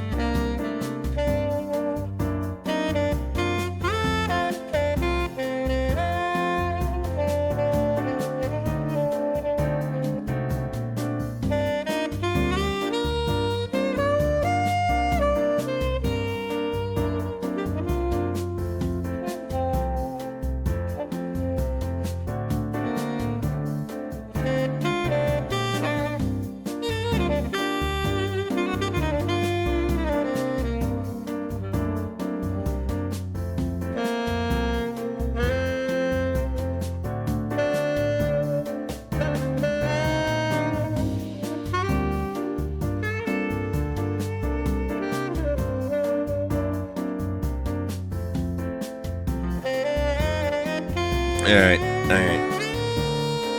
Let's go back to gameplay time. Get that going again. Alright. Okay, so this is where they cornered us. This is where the cop buddies cornered the lady with the dead kid and the private detective. Okay, Haraway and Richter visit Michio's home, having determined her to be a key player in the unresolved kidnapping case from a year before. As the complicated story begins to unravel, they encounter two men. Let's go.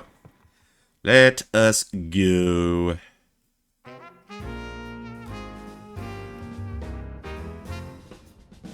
Oh, this is new. This is a new piece. Nice little swinging, little jazzy number.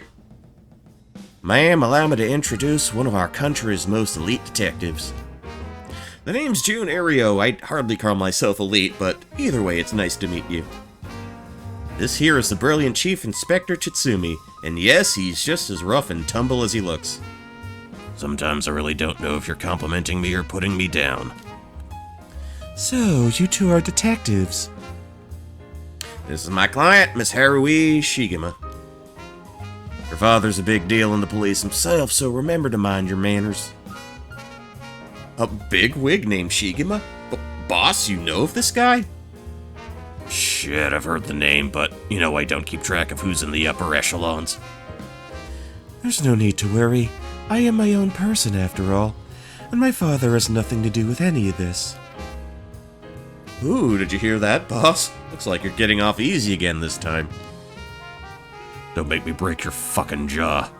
Don't make it sound like I'm involved in some shady business. It ain't like that. You both seem rather jovial despite being detectives. How rare. All the police officers I've met have always been so... dull. Well, you won't find any dull cops here. We'll round up all your criminals with a smile. That's our motto. How lovely. Keep it up. Just hold on 1 second. This is the first time I'm hearing of that. Well, you're right about them not being your typical detectives. I thought we might cause trouble standing in the middle of the street like this, but so far we haven't drawn attention. And again, that might just be because nobody wants to get involved with the case. Okay, surroundings we looked at. Okay, cannot interact with the plants. A young and energetic detective, he seems to have a strong sense of justice. Like an Apollo Justice stomping ass. If my son had the chance to grow older, perhaps he would have become an officer just like him. Alright, it all comes back to the dead kid, dead son. What brings you here, Richter? You want a case? That's right. I'm picking up the police's slack. I trust you remember the kidnapping and murder case from last year? Oh, I remember now. You're that Haruhi Shigema from the kidnapping case. Huh? Did I miss something? Don't be an idiot. It was the case where, Munisada Shigema's grandson was kidnapped. Which must have been your son, ma'am? Indeed, the story was suppressed by the news. In the end, it was considered a huge failure on the police department's part. Most of the investigation was conducted in secret. And unfortunately, the department is unwilling to reopen the case. Any investigation carried out afterward turned up nothing at all, which is why now I'm on the job. So they never caught the culprit, huh? That's rough, buddy. So your findings have brought you to this place, then? That's right, an individual connected to the case used to live around here. Stop making that fucking face, Ario. Used to. That's right, as of last week, they're deceased. We'd hoped to talk to the family. No one was home when he checked last time, so we figured we'd try again. Interesting. Sure doesn't look good on the police to be mishandling cases like these. If there really was a culprit, it should be our responsibility to bring them to justice. Well, I do consider the police my people. So you consider the blame to be shared. You've got a stern side as well, I see. Sure doesn't look good. Okay. Alright, I guess we... Come on, rotate to Tetsuo. He seems like he's got a lot of experience working the streets. Most of the officers I know are the bureaucratic desk jockey types. The contrast is rather striking. By the way, ma'am, this might be sudden, but there's something I'd like to confirm with you. And that is? Do you happen to know anything about the 7 mysteries of Honjo? Sorry, Chief, but that's hardly... With all due respect, investigator, I think my question was addressed to the lady. You insist. What do you say, ma'am? Can you tell us anything? I don't know much, but I know I love you. I've heard of the 7 mysteries, but this talk of curses eludes me. Is that so? Well, I'm sorry for the intrusion. Come to think of it, I heard some things about this area last night. Something about a strange yet conspicuous man dressed in white loitering around. Wait a second. I assume they were talking about you, investigator. Well, I won't argue that I'm strange and conspicuously dressed in white. And as it turns out, I was here last night to conduct my investigation. Did you run into anything strange or out of the ordinary? Out of the ordinary? I guess I did observe a few suspicious characters. You were asking about curses just now. Why would a public servant be interested in the occult? Boss, Richter's a smart man. He can help us if we tell him what we know. I can't promise I'll be of any help to you, but I'm interested in hearing what you got to say.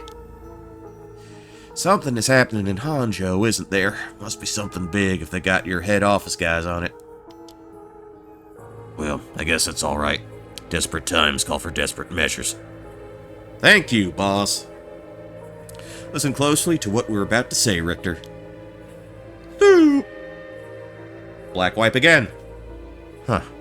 So, by using curses to commit murders, these people collect soul dregs that perform the rite of resurrection? And these cursed stones are somehow connected to the 7 mysteries of Honjo? It's a tough story to swallow, but I don't see a reason to doubt you either. We figured the strange occurrences happening around here recently are connected to these curses. To get this situation under control, we've been searching for the curse bearers to confiscate their curse stones. Do you have any information that might help us? That's tough. I never expected curses and other mumbo-jumbo to play into this all. But if we're talking shade shady characters, there was this middle-aged fellow I saw on South Arigasui Street. Had an average build. He was anxious, like he was searching for prey. Boss, what do you think? Well, considering the location, it could have been Hideki Araishi. We already got his curse stone. Impressive. You two were working quick. Did you see anything else? Not that I can remember. That's a shame.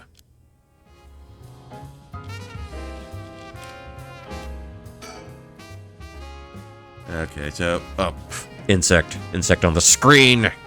Gotta remove you from the premises. Okay. You see any characters who look like they might be carrying a curse stone? It'd be a huge help if you let us know. Absolutely. I'll let you know if I find anything.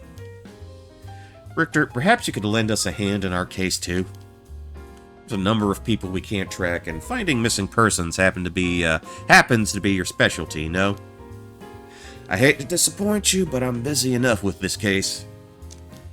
The faith of my clients is what keeps me afloat. I have to prioritize requests by the order in which they come. I see. Well, can't say that's not fair. What do you need a private investigator for, anyway? The cops should have plenty of bright folks to throw at the job. True, but this isn't an ordinary case we're dealing with here. Huh? By the way, that reminds me, Richter. Richter. Yeah? You said that the person who used to live here died last week. You wouldn't be referring to Michio Shiraishi by chance? You knew? I thought so. Seems like we're here for the same reason, then. Seriously, Michio was involved with curses and magic? Strictly speaking, the curse part isn't our concern. We're looking into Yoshimi's case. Yoshimi, alright, Hajime Yoshimi's.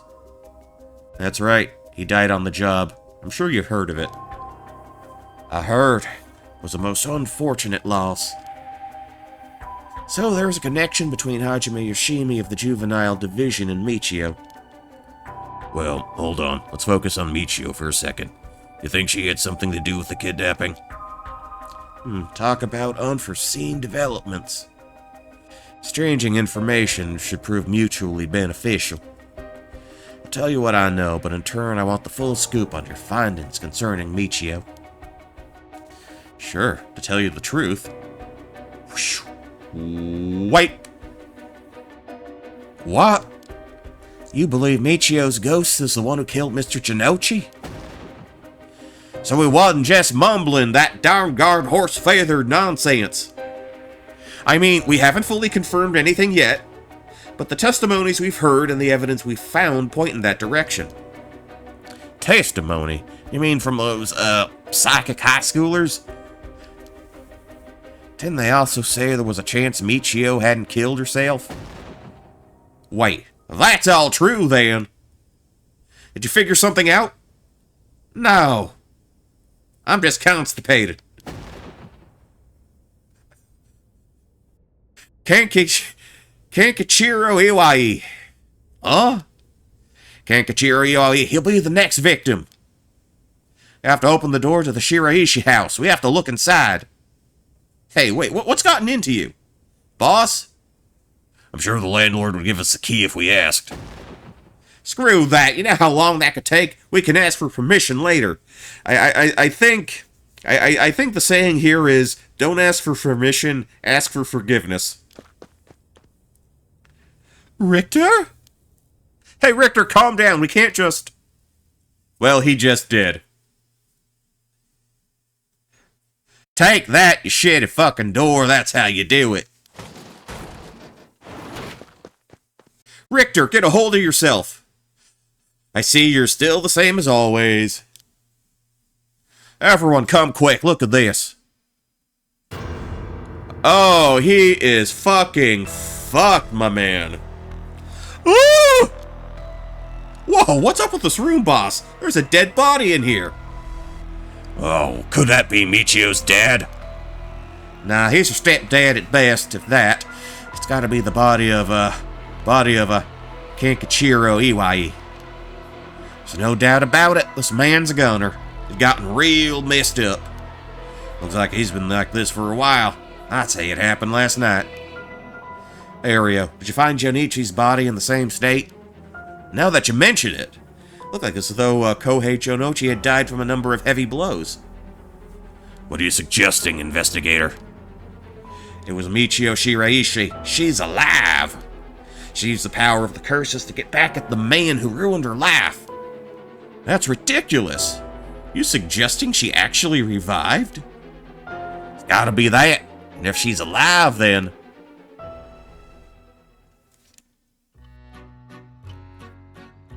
Oh, my apologies for interrupting. I know we've just arrived at an interesting plot point. But do you really think a dead girl is going around taking revenge from beyond the grave? Consider this. What if Michio Shiraishi never died? But seeing as you've come this far, I'm sure you already know the truth, don't you? And so, I would have you answer me a question. Where in Honjo was Michio Shiraishi at the hour of 8 o'clock this morning?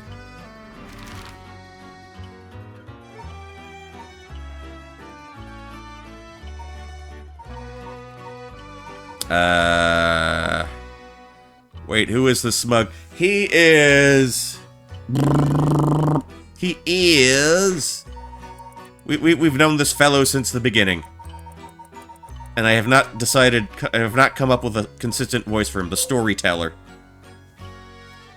The storyteller guides those who visit Paranormasight. Everything about him remains a mystery. Where was she at 8 o'clock this morning? I don't fucking know. Huh, I see, so that's what you think. Let's see. Oh, come on. Fuck. Or she in the morning. Wait. High school.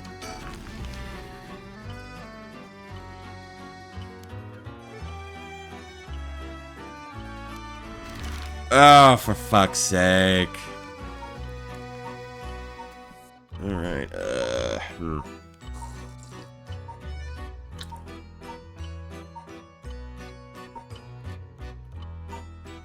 Wait, it probably happened last night, so she probably wasn't there, probably wasn't at the school.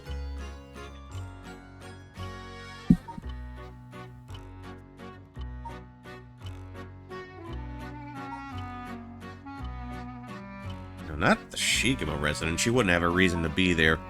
Wouldn't have a reason to be at the park? Down at the gardens. Hold on. That was from the start, right?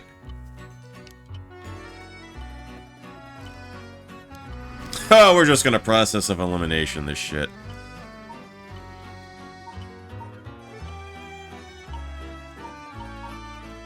Alright,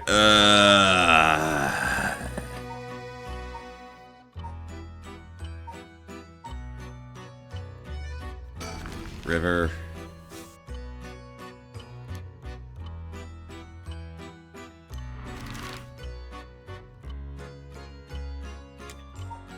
Candy shop. Going down to the candy shop. Very well. Congratulations, you... What's she need candy for? You got it wrong 4 times, well, it's a trivial matter. May have been easier to reach that conclusion had you considered the cause of death. Let's get back to the story then, shall we? I've taken up enough of your time. Thank you. Now, will you kindly piss off?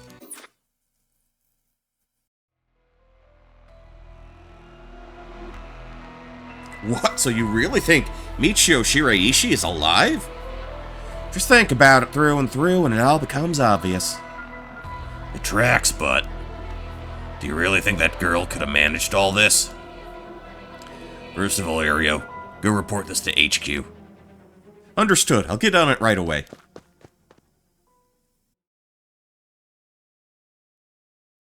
Start investigating this place.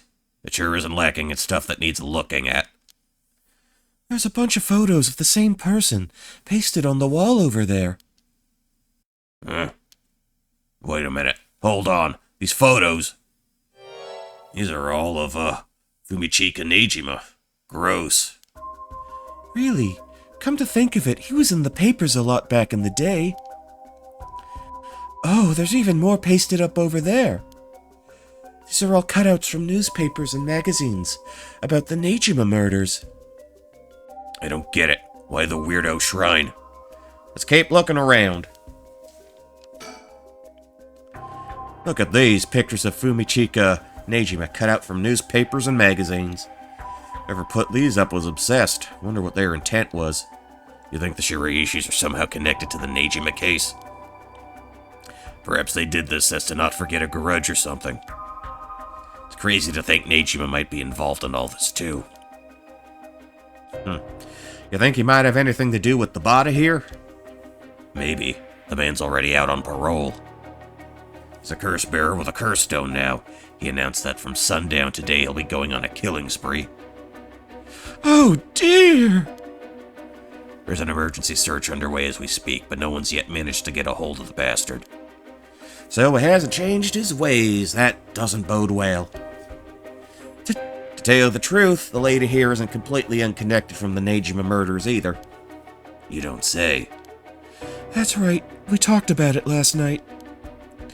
20 years ago, I found the hand at Sumida River that brought the incident to light. You don't say. You were the kid from back then? You were really brave. You did a great deed. Were you the detective I spoke with? I had no idea. So you two have met before. Fancy that. I've been worried that Fumichika Nejima might bear resentment towards you, ma'am. You might be right. Unfortunately, that asshole is quite the resentful type. Oh dear. That asshole. I wonder who put the idea into his head. And now he's got the one-sided read, too. He's threatening to massacre the people of Honjo at sundown. Seriously? On top of that, he's been itching to get revenge on me as well. Of all things, the man's gone and threatened to kill my daughter. Damn, that's quite the threat. Certainly you can't afford to stay put here. The fucker wants to get us all antsy. When they finally get to arresting him, it'll be with a cool head. Not gonna give him the pleasure, huh? Well, if Iwai and Fumachika Nejima have anything to do with each other, then this room might hold a clue to Nejima's location. Let's hope so. The person who put all these photos up must have been obsessed with Nejima. Might have had some relation to Nejima's victims, or perhaps it was the opposite. The opposite? What if it wasn't loathing, but admiration? But then... It's the same man in every picture. Is that Fumachika Nejima? Wow, this is quite the spectacle. I don't think I'll ever manage to erase this from my mind. Don't worry, Richter. You're quite the spectacle yourself. Do you mean to compare me with the likes of a bizarre criminal? She's thrown that shade. These aren't just cut from publications, they even snapped a number of shots on their own. They must have admired him. Why else would they have collected so many pictures? Whatever the case, it's certain they were obsessed. Okay, so we got the cutouts, window. With the window and storm shutter closed, no light gets in here at all. It's pitch black. The neighbors mentioned they started to keep the house shut like this not long ago. You got the drawer. The drawer is really old. Chief Inspector, do you mind if I look inside? Huh? I mean, in normal cases, only the police would be allowed to touch things, right? Right, Ario isn't here, so let me take a look at it. There's just clothes in here. Not much variety either. Can't say they were big spenders. Well, I was hoping to find a talisman in here, but I guess we're not so lucky. I see. Thank you, anyway. The floor. It's off-putting to look at, but I can't help but wonder what in the world this is. They're magic runes. They're used in Western black magic rituals. Most of the time, they're useless imitations, though. I wouldn't get too excited about it. Oh my, who knew the Chief Inspector was such an expert on the occult? I just chanced upon that information. That girl with the spirit sense we mentioned, she's pretty informed on the subject. Someone was attempting to perform Western black magic in this place. Pretty absurd, if you ask me. Of course, the person in question was dead serious about it all. Okay, Okay, looks like I cannot rotate the scene at all. Looks like the things spread around here have been like this for a while now. This ritual or whatever was something he attempted up to recently. Plenty of the neighbors mentioned having heard strange mantra-like noises coming from here during the night. You think Iwai was the one chanting? Hard to say. Could have been one of the Shiraishis as well. If we look through the books in the back, we might learn whatever it is that we're trying to do. There's nothing around here to confirm his identity, but by the looks of him, I'd say he's Kenkichiro Iwai. You seen him before? I heard he had a criminal record, so I assumed he wouldn't have held a respectable occupation. Like I said, the man was a hobosexual. Is this what a curse does to a person? Ma'am, it'd be better not to look so closely. It's amazing. Cruel is what it is. Okay, decorations, what do we got? There are candles and stones with inscriptions placed all over. Are these tools for some ritual? Hey, don't touch anything, you hear? Oh, that's right. Considering this is a murder scene, we ought to leave everything as it is. All of this can be used as evidence. If anyone besides forensics toys with this, it'll cause trouble down the road. Old books. What do you say, Chief? Would you let me look through it if I wore gloves? Well, it's not like I'm any help with foreign languages. Go ahead. Thank you. Seems to be a book on Western black magic. The same runes are written here alongside detailed descriptions of the procedures. I suppose you'd call these grimoires. It's all a bunch of nonsense if you ask me, though. You think the CYE guy was studying them? Perhaps to perform some kind of ritual? There are a bunch of handwritten notes besides the grimoires. Whoever it was, they were serious about this. EYE doesn't look like the type to be into this stuff, but you shouldn't judge a book by its cover. But why would he be studying black magic? According to the materials, this rune is for the restoration of youth. Perhaps he was trying to become young again. This over here seems to be black magic related to resurrection. Each one of these spells requires a human sacrifice. Talk about dangerous. Resurrection? Like the rite? I guess no matter what part of the world, people will turn to the occult for similar reasons. What is it? This looks like a journal. Probably EY's. I'm just going to go with EY. 2 syllables is easier. A journal. The writing is surprisingly thorough. Almost as if he was writing a report for someone. Oh, wow. Now, this is something. What is it? What did he write? It's quite the find. Let me give you a summary. So, this Kankachiro EY fellow, he'd been searching for a spell to restore youth for years. So he was into black magic from the start? He believed that he could learn to successfully perform the spell, he could then use it to earn a fortune. To tell you the truth, it seems like he was already getting funded after he acquired this grimoire. You don't say. It's starting to sound kind of familiar. But first, let's find out how he got his hands on this grimoire. Seems like Nejima told him where he could obtain the book when they were both in prison. What? That's nearly too much of a coincidence. Likely not coincidence. It seems like EY took an interest in the Nejima murders after it made the news. He admired him rather passionately. You might even say he worshipped the man. Worship? Nejima, of all people? This was a time when students were itching to rebel. Anyone who did something to shake the world was bound to gather admirers. Not much has changed. EY had been collecting these photos ever since that time. And since he just so happened to land in prison at the same time as Nejima, he made sure to get in contact. This is a lot. I mean, even having it all laid out like this.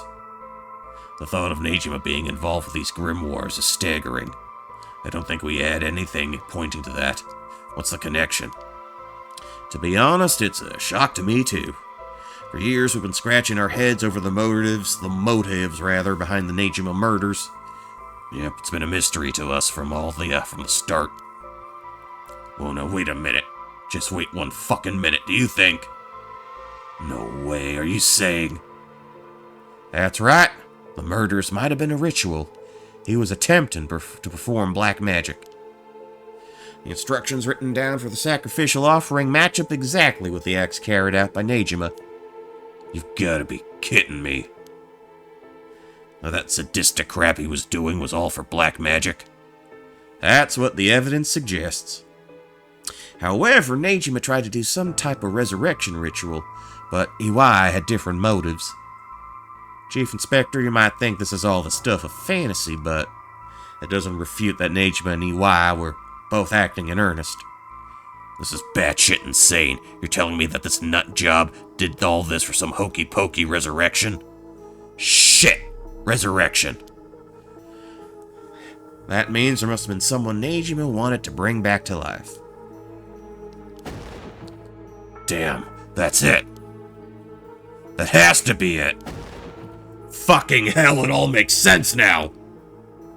What? What is it? So, about the Nejima murders. There's some information that's been kept from the public. Go on. When we broke into his house and arrested him, we also found a baby. A baby? It was a girl, looked to be about 6 months old, but she was covered in filth. She looked so weak and sickly. We called the medics right away. If we were a second later, I'm sure the girl would have died. So was Najima the father? He told us that he'd found her under a bridge. You found her? She was abandoned? I've heard of parents threatening to leave their child under a bridge as a threat, but to think it really happens. I suppose there are those cases with the dead newborns found stuffed in coin lockers, so it's not without precedent. Whatever the case, we never found out the truth. But there's one rumor from back then that I could never get out of my mind. And it's starting to sound more likely now. Well, I'm sure this isn't the first time you've heard of it. Many believe Najima's guilty of more crimes than what got him convicted. Back then, lots of girls went missing. Yes, I remember all of that. Among the high school girls that might have been murdered, or maybe I should say sacrificed, was a girl who was pregnant. Goodness! That's horrific! He killed her and dismembered her body. And we thought maybe the baby we found is what he pulled out from inside of her. Don't misunderstand me. This is all just speculation on top of more speculation here. But I for one never believed that man would just take a baby he found under a bridge. I'm feeling sick. Stay strong, ma'am. I know this is hard to hear. Like I said, don't take that to be the full truth. We were running on speculation back then. Now, this whole resurrection magic has come into play. We should consider the possibility that it was his child, and that maybe he was trying to revive whoever the mother might have been. It's just a theory, but my life would be a tad easier if it were true. That's an interesting thought. If there's anyone Najima would want to resurrect, a deceased wife is as good as a guess as any. The fact that he obtained a curse stone suggests he has an interest in the rite of resurrection. Damn, you're right. And here I was thinking he was only after the curse's power to massacre. Chief Inspector, Yeah. what happened to the child? Without birth registration on file, best we could do was find the girl some suitable foster parents. It was decided to keep the circumstances secret for the sake of the child's future. Well, I'm glad she was taken care of. Don't mean to derail the conversation, but there's still more written in EY's journal. We know EY had managed to obtain the grimoire thanks to the advice he got from his idol Najima while in prison. After conducting research and gathering more information, he determined he had a chance to get rich quick. Right, he thought he could make some money if he could successfully use rejuvenation magic. Correct. Turns out someone gave him the idea. And get this. It was the one and only queen and chairwoman of Hihaku Soaps herself, Matsue Yamamori. Wait, the chairwoman of Hihaku Soaps? So that's where this leads. Here, let me read what he wrote. The queen of Hihaku has a strange fear of growing old. I could see that. Her fear of death is even worse. If she does die, she wishes to be revived, and she will spend whatever it takes to preserve her beauty. Magic, rituals, and rites. She uses whatever means necessary. Her tenacity is unbelievable. She was apparently investing money into any research on resurrection, the restoration of youth, and the like. So she would even throw her money at the occult. The places greed will take you. Well, that brings us to Hideki Araishi, presumably funded in his research into the rite of resurrection as well. That's what it all points towards. I wouldn't be surprised if the witch of Hihaku pounced at the rumors of the rite of resurrection. Starting to sound likely. Might also be why she's spreading the rumor about having godly powers. It's a convenient cover for if she becomes young again. Godly powers? What's that all about? You can ignore that. Either way, I think UI took payments he was getting for his research to seduce a family member into taking him in to keep a low profile. Shiraishi family, Michio and her mother, Toshiko, were just his unlucky marks. And this is where you get involved. Are you feeling steady, ma'am? Huh? Is this something to do with me?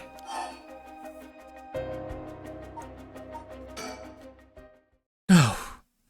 You can't mean... You've realized, then. Perhaps...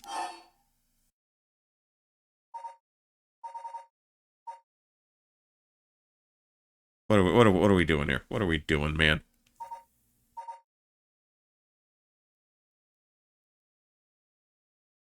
Wait. What the fuck are we trying to do? What are we trying to do here?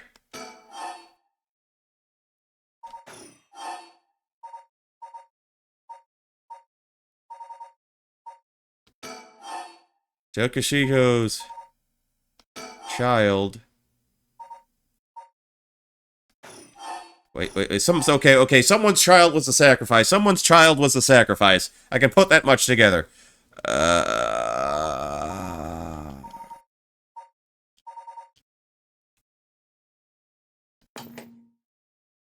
People of interest.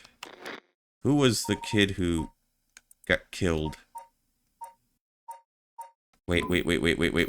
Okay.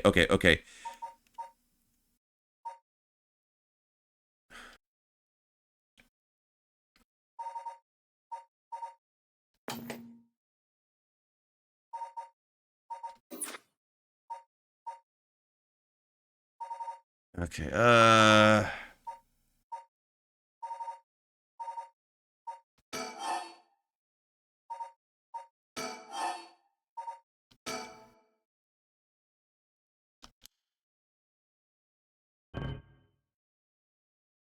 that wasn't it. Ma'am, please calm down. Iwai moved in with the Shiraichis to practice his magic. He needed a sacrifice to perform his youth restoration spell, but that meant extracting life force from someone young.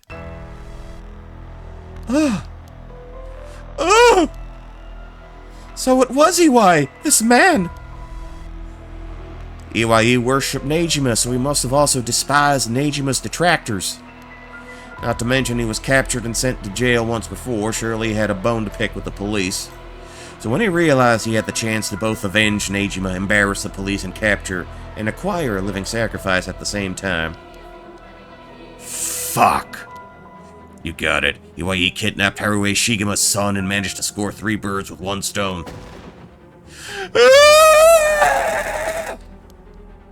You're telling me then that horrid man, he never had the intention of returning my child? I thought there might have been a reason why the kidnapper seemed to be mocking the police. He never wanted money, his aim was to humiliate the force. It all makes sense. Must have used Michio to lower your boy's defenses and kidnapped him on his way back home. That man, he took Suichi. Ma'am, please calm down. I understand you must remember to breathe.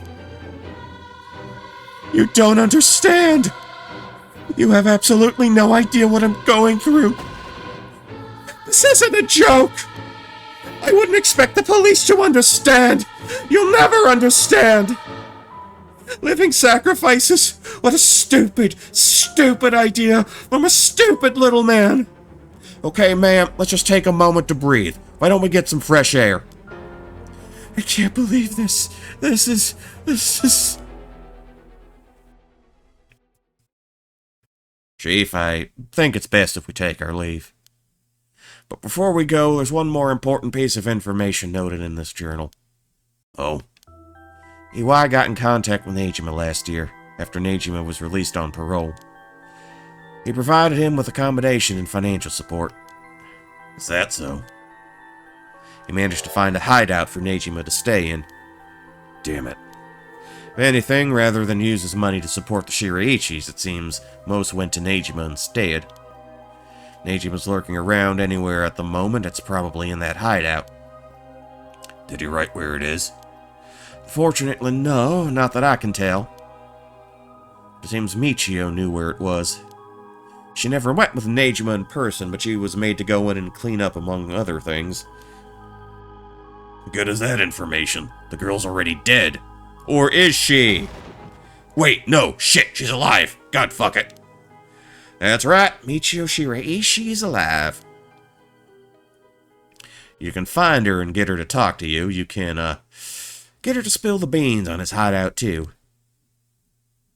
Investigator, I'm asking you. I should be going. The lady's not well. Persons of interest updated. Oh, what should I have, What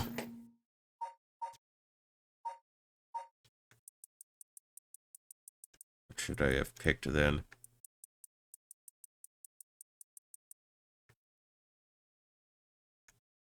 Oh, it doesn't scroll back that far. Okay, persons, people. Suichi Shigema.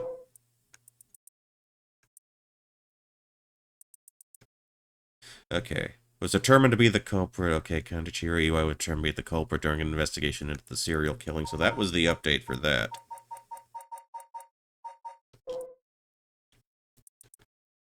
Okay, so he's dead.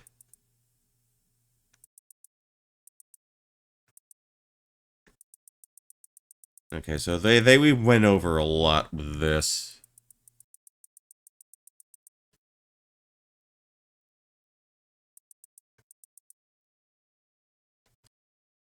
Okay.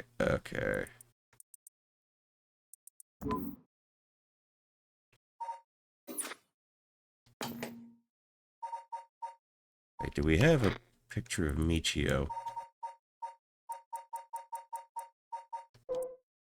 Yeah, that would be the one. That would be... Okay.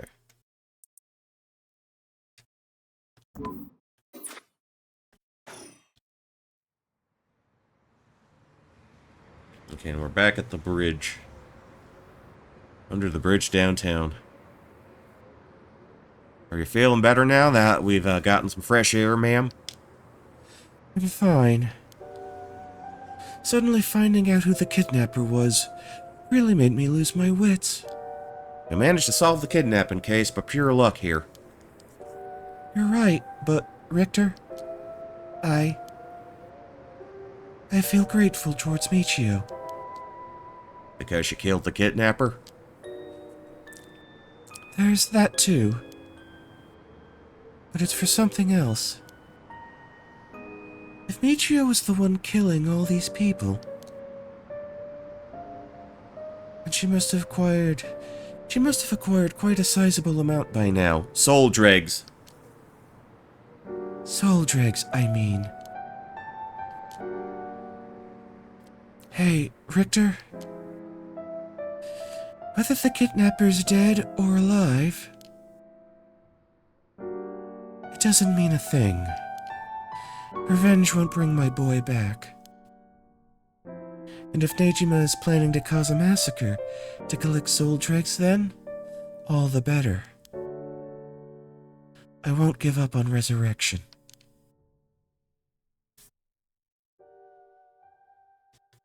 So I'm counting on you.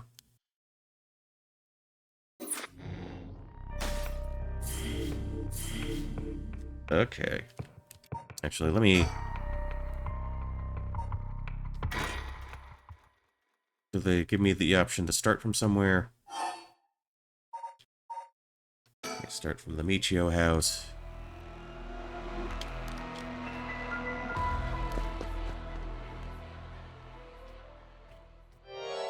Okay.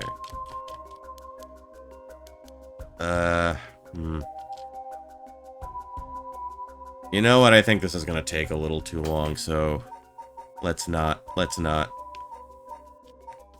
Back to the flowchart. Alright. Let's see. Just take a quick sip. Alright, where do I want to go? Okay. I guess we'll follow up with them. Haruo and Richter break into the Shiraishi residence with the detectives to finally find a journal left by the deceased EY, finally revealing the mystery behind the kidnapping. However, Haruo remains unsatisfied.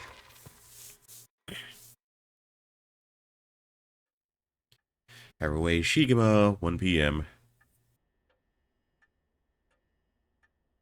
Back at the reception room. In further news, today the body of an adult male was discovered in the residence of one Toshiko Shiraishi around noon. The man identified as Kankichiro Iwai is said to have been in a relationship with Toshiko. He was unemployed at the time of his death. While further investigations are still underway, it's suspected that his death is connected to the recent serial killings in Honjo. Evidence on the scene may also implicate Mr. Iwai in the unsolved child abduction and murder case from last year.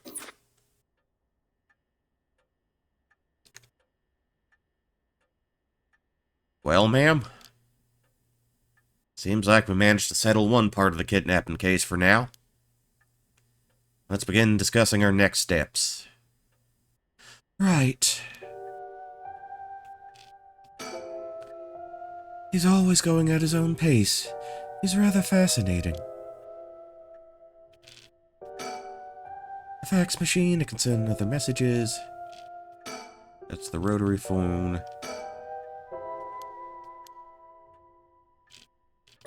Hanging scroll. Yeah, nothing new there. Yeah, we bet Richter likes English songs. I think we looked at that already. The sticker from earlier.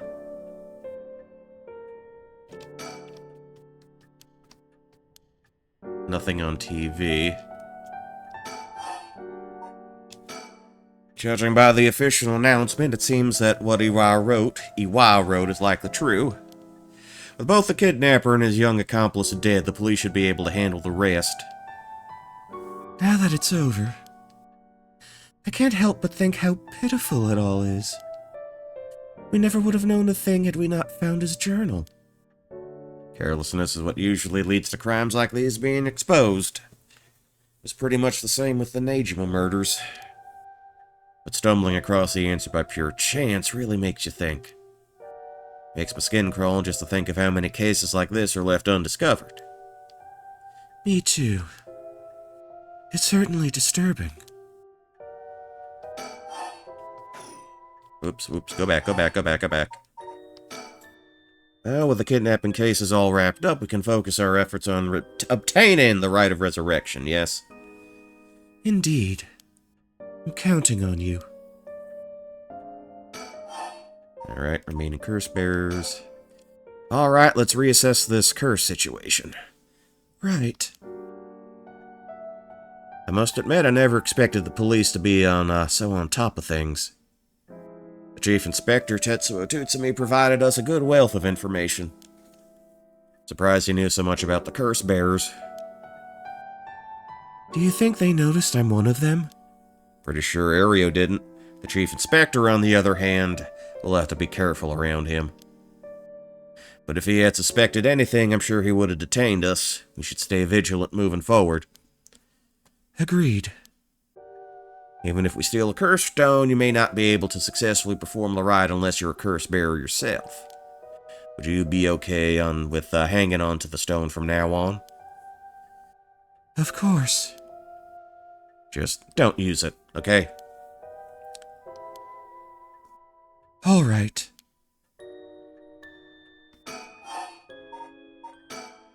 If what we heard is true, there are just 3 curse bearers left to be discovered. There's the Whispering Canal, the Beckoning Light, and the Taiko of Suguru left to investigate. It may benefit us to visit the places connected to these stories a few times. I see. Still highly suspicious of the people at the Hihako soaps, though. They could be the ones pulling the strings. That Takumi Yumioka fella is probably aware of the curse bearers we're searching for. Tracking his movements may prove to be useful. You want to follow him?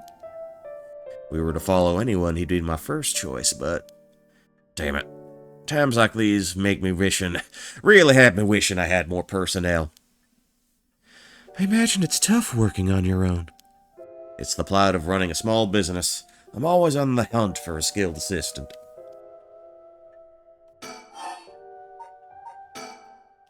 And then there's Nejima, the one who appears to be a curse bearer. The one-sided reed, I think it was. You want to look for someone that's likely to gather a whole lot of soul dregs? Well, look no further. He did say he would unleash his curse on a large number of people at nightfall.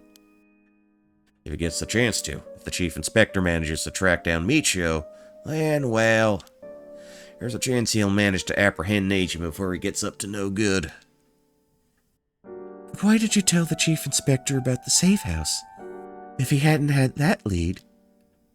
It was written in EY's memoirs. Just a matter of time until he found out. Besides, we're talking about a massacre here. I just can't turn a blind eye. How different is it from any other curse bearer collecting soul dregs? Well, if we're talking Nejima, it could be a lot more dangerous. We'll just keep a close eye on Nejima and the cops.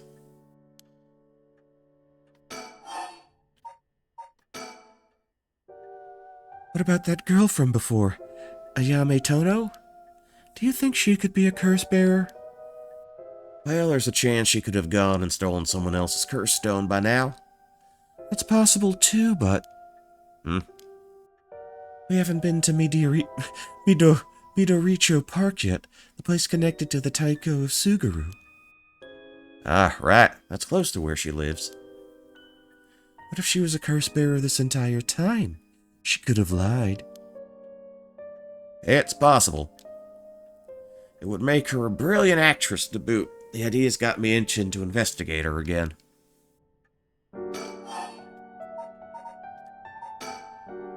That place is rather suspicious. If only we could run into someone there. And now about Richter Kai himself.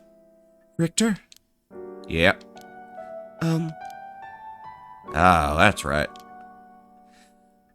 Would you mind if we make a stop on our way? We can make it quick. I apologize for the diversion, but I'd like to visit a candy store if possible. I suppose I don't mind. Okay. I guess we're going to the candy shop. Then shall we depart? From this part on, you'll be given the option to finish investigation, which will allow you to immediately end this part. From there, you can continue on to the next part. You may come back and restart the section from the point you left off. Okay. Okay, so you want to hit up the candy shop, so we'll do that first.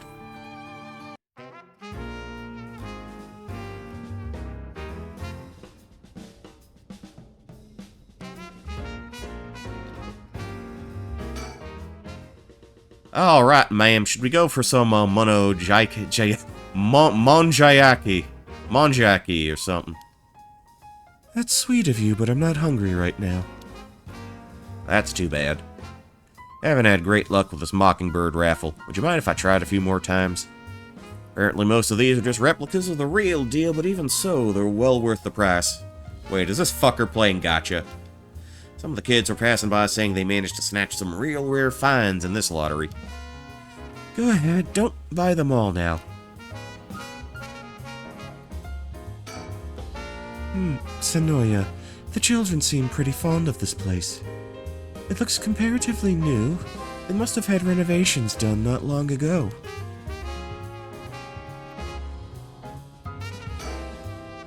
These are some vending machines. You can buy canned juice for 100 yen.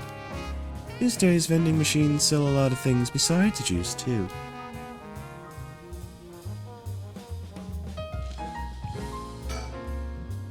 Sanoya. Okay, we did that already. Surroundings. The shop's close to the park, so children have been coming and going without pause. Places like this candy shop have been slowly disappearing from street view recently. Okay, that's me. That's my face.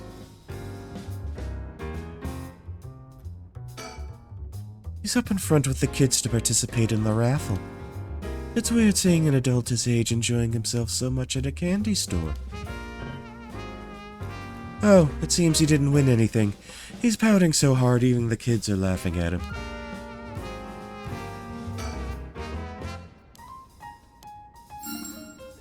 Look at his smile. He must have won something. How nice. Holy crap, this one is super rare. It's Fairfeather, the coolest peacock around. Oh, so it is. That's a pretty big win, huh? Yep, okay, yeah, this was for a fucking bird. Okay, head honcho. Head hencho bird puns. Fairfeather, okay. And we have illegal eagle. We don't have that many, actually. Pelicanot. Swanelope swoost. And I think... Yeah, okay. Well, good on you, mate. Just let me know when you want to leave, okay? Okay. Okay, now his ass got pwned again.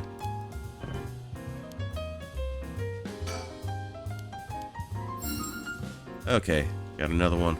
Hot damn! Mockingbird number 10, Cacophony. He's a nihilist, but he gets the job done.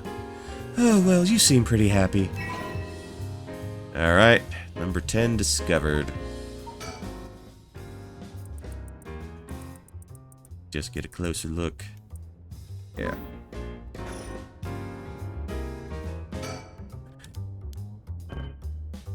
Okay, he's pouting.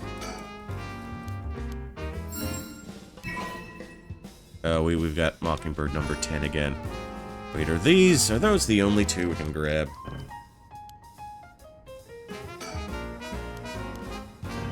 Alright.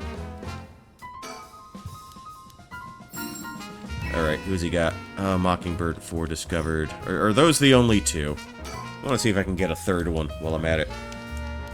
Want to see... Oh yeah, he ain't happy. He ain't happy about that at all.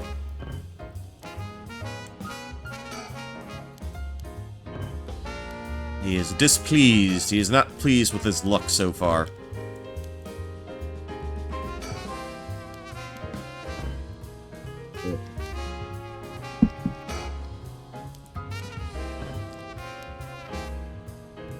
Yeah.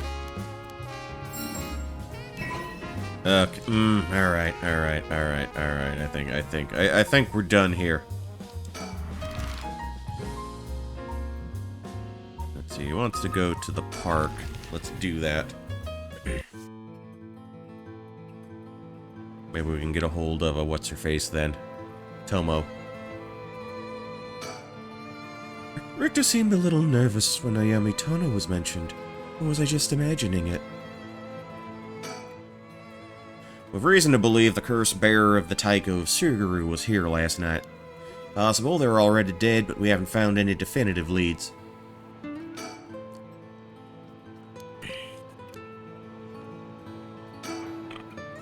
Everyone is relaxing so peacefully in the park.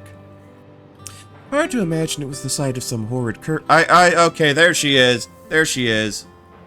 Found her. Hey, that lady over there. That's Ayami Tono.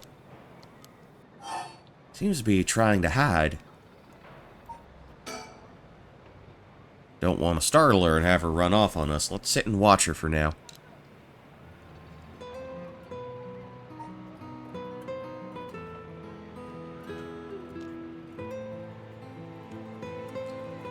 Okay, nothing else I can really do with my surroundings at this point.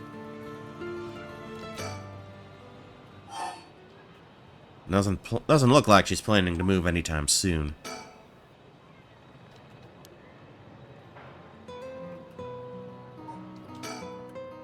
The cops have yet to determine who the remaining curse bearers are.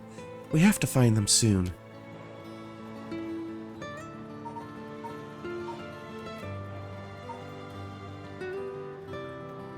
Okay, they're not gonna... Okay, well, I guess they want me to,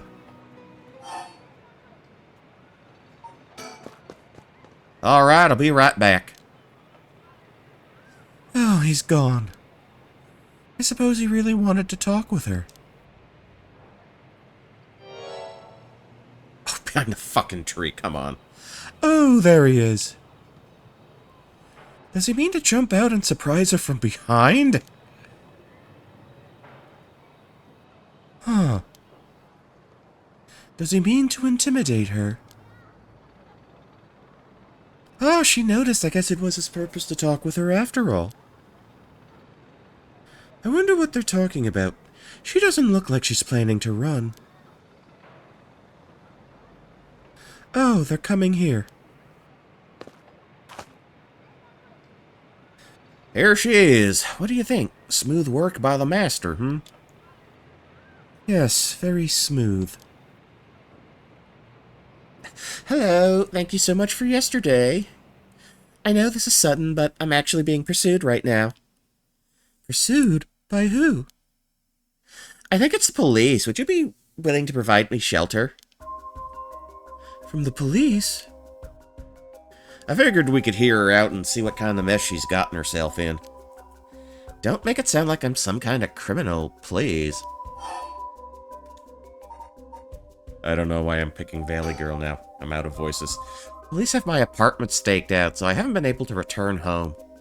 I heard them say something about wanting to protect me, but something didn't feel right and I got scared. You have any idea why they're after you? Well, I have been searching for the curses, so... We shouldn't trouble ourselves with hiding you if they're after you for a good reason. How cruel.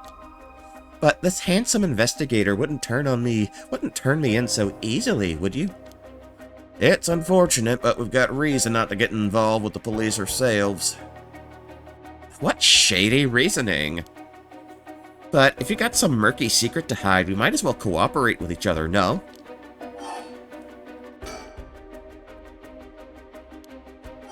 Okay, Rite of Resurrection. Let's go for this. Anyway, how are your plans to resurrect a Hokusai going? Fortunately, that's been going quite well. Oh? Does that mean you found someone to steal a curse stone from? Not exactly, but I've found out kind of a last resort. Which is why I can't let the police get me. What do you mean by last resort? You're really asking me that? It doesn't concern you at all. Why should I tell you? Ugh. What if we make a deal? In exchange for keeping you hidden from the police, you'll tell us about your last resort. Is that what got you interested? Oh, I've got it. You're meaning to steal it for yourself. Not at all. Just curious. That excuse will just not do. I don't need you to. I'll find a way to stay safe on my own. That was a close one. You should have known the only one you can count on in this world is yourself.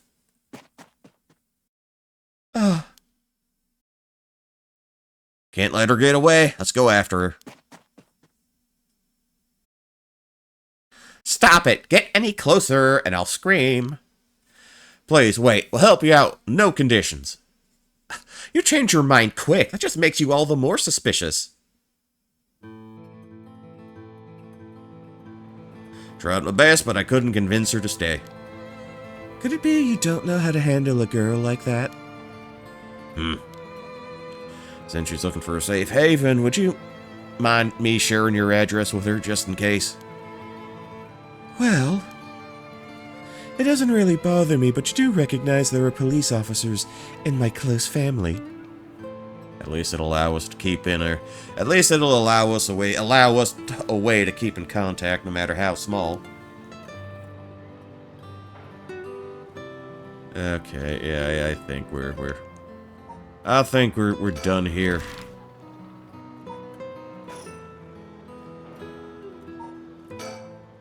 I can't help but feel oddly irritated around that girl, Ayame Tono. She puts on an innocent front, but she seems to be hiding something. Okay.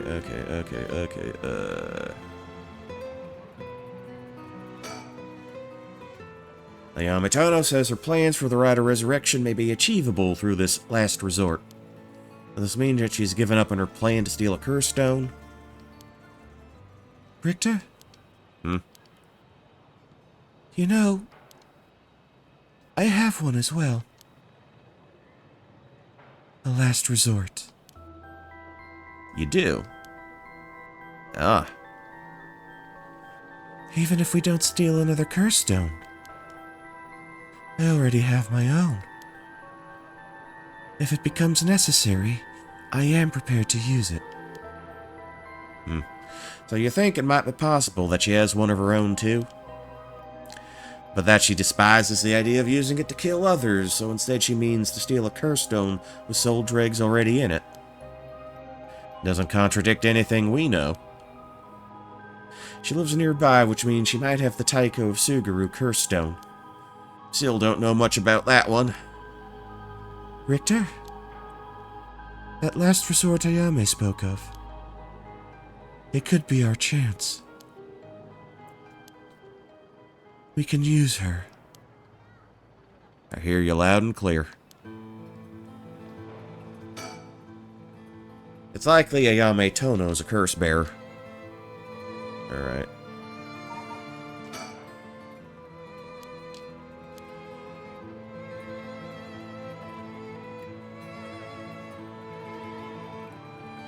Okay, so let's move around. I don't think we've been to this place as them. Kinchibori Park.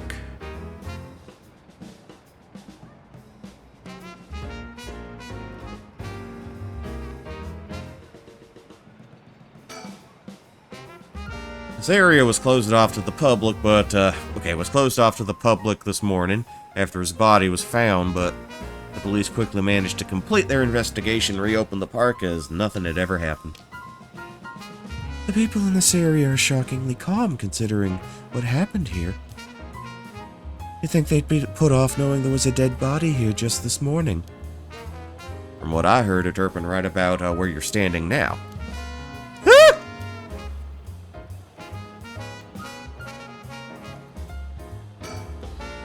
Telephone booth doesn't look out of the ordinary to me.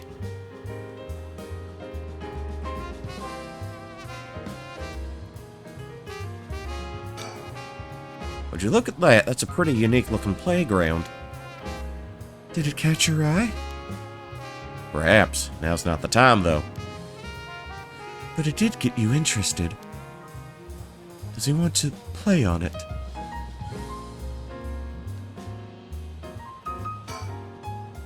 They made it quite the challenge to pass through it. You'd have to go underneath there. He definitely wants to play on it.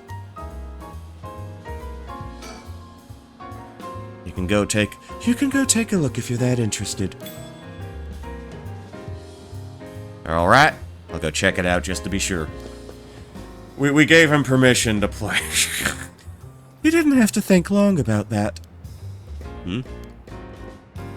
What's that? Did he find something? I found a mockingbird under the playground equipment. Damn, talk about lucky. It's a 19 penny prattle. Oh, dear. Maybe they should have gone with Polly Prattle. I see. Congrats. Playgrounds always get me fired up because of all the free shit you find. Okay, we're done with that. Okie doke, A bunch of kids gathered around Richter to poke fun at his clothing. It seemed like kids would come running for him wherever we go, not all too surprising with his attire. He hasn't complained about it, though. I wonder if he's got a soft spot for kids. this place is associated with the Whispering Canal. The canal must be connected to the man who was found drowned in the park. Agreed. Wasn't the victim a Hihaku Soaps employee? That's right, his name was Shogo Okie. Considering his occupation, he probably came in here in search of a curse stone. If people in the company know about the ride, it totally makes sense they'd be looking for curse stones. You think that the chairwoman and Takumi would send their regular employees out to hunt for the stones? If that's the case, perhaps Shogo died trying to take a stone from someone else. Either that, or he was killed precisely because he was a curse bearer with a curse stone. I suppose so, but Considering the location, wouldn't that mean the cursed stone used was the Whispering Canal? Good point. That would mean Shogo Okie wasn't the wielder of the Whispering Canal curse himself. Could he have had the Beckoning Light, or even the Taiko of Suguru? I was here last night and there weren't any dead bodies then. It's highly possible he was brought here from somewhere else. If that's the case, the wielder of the Whispering Canal has already collected his stone. Ma'am, excuse me, but there's one more thing I'd like to try. Oh, be my guest.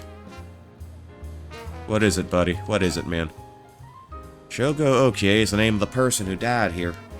Hard to believe he was here by chance, only to end up murdered with a curse.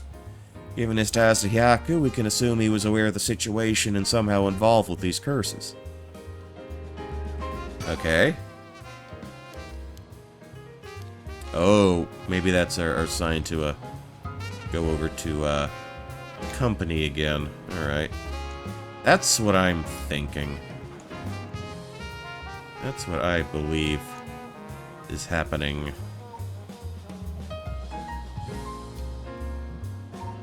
I can move back to the street. They're not really giving me the option to do that right now. The park we went to, huh? Okay. I haven't checked the bridge yet. Hononji Bridge, Hononji Bridge.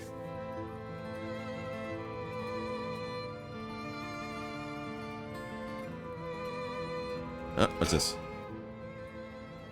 Richter? What do you think that is? Oh? I don't see anything. Really? You don't see that? That thing that looks like a phantom ball of flame floating in the air? Ball of flame? Must be the curse echo. Maybe only the curse bearers are capable of seeing it. But could such a thing happen in broad daylight? Ah. It's gone. I wonder if that was the Beckoning Light's curse echo. That phantom flame you saw might have been a manifestation of the lantern. In that case, does that mean that a curse bearer is nearby? Doesn't seem like anyone's been here for some time. Wonder if it's one of the factories that got shut down when they tightened up regulations. Okay. Okay, we're just repeating now. Curse bearer might be lurking in the vicinity. I'm going to go check the surroundings. Ah.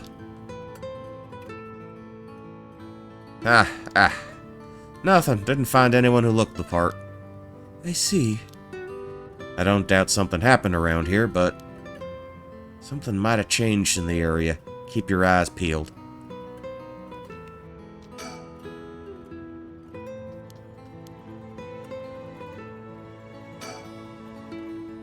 What's going on? Not a curse bearer in sight. Something might have changed in the area.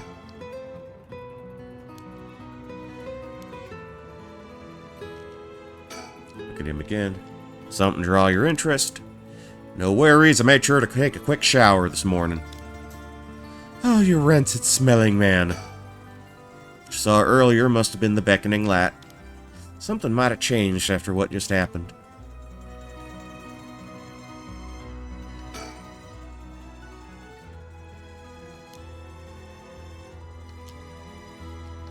Right. If what I saw was the curse echo of the Beckoning Light, wouldn't that mean that the curse bearer is nearby? I'm not feeling any strange presence, but that could be because it's midday. Alright. Something may have changed. So, I can't really interact with anything else. Let's move around. Could try the park again.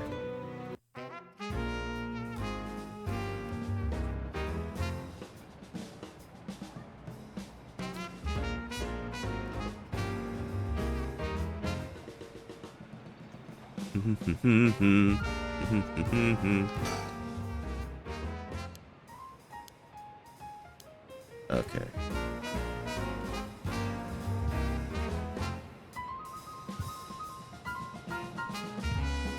I'm just kind of futzing around.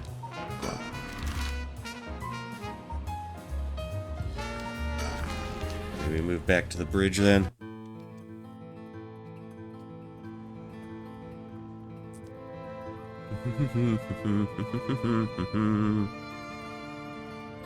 Okay, anything down here? The curse bearer in sight. Can't really do much with the factory.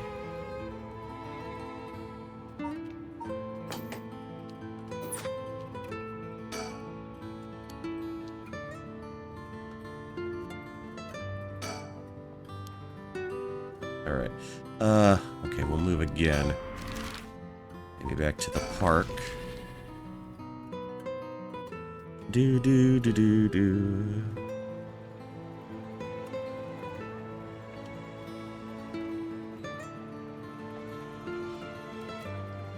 I can't look in the trash can.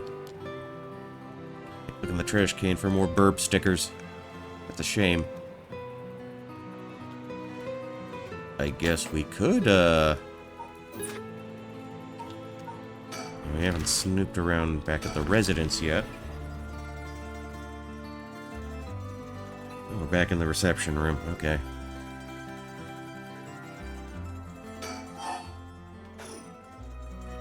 Okay,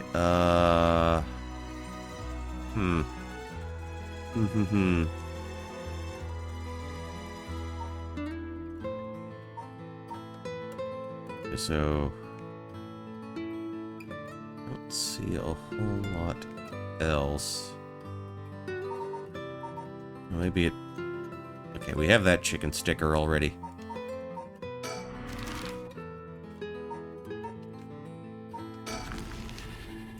Maybe at the candy shop. Maybe there's a new development there.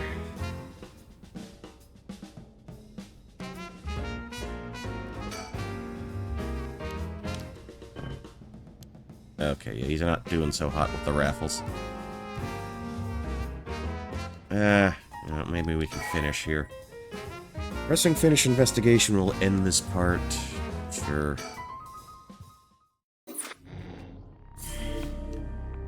Okay, so that gave us something else. Alright, let me step away for a moment. Then... Let's see. So we can do standing by. Or not, actually. Well, actually, you know what? On second thought, maybe we might call it here. Yeah, I'm thinking that'll probably be the way to go. I'm open all day tomorrow, so I'm probably going to get a lot. Probably going to sit down to this and get a huge chunk of the game out of the way sometime tomorrow. Probably going to get an earlier start, just so I can muscle through the rest of it. So, with that said, I will bid you adieu. Who's up and about? Who's farting around right about now?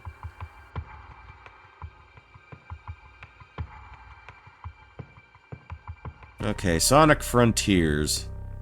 I guess we can do that. Yola of Oz. I suppose we can go into, that direction. Wait, actually, you know what? We've got a fellow Paranormasight. Actually, let's go with a single idea. I do not think that person speaks the language. So I'll send you into Yola's direction, and I will see you sometime tomorrow. So until then, this is Poncho Smith signing off, saying good night, and good luck, and I will catch you in the next one. Later.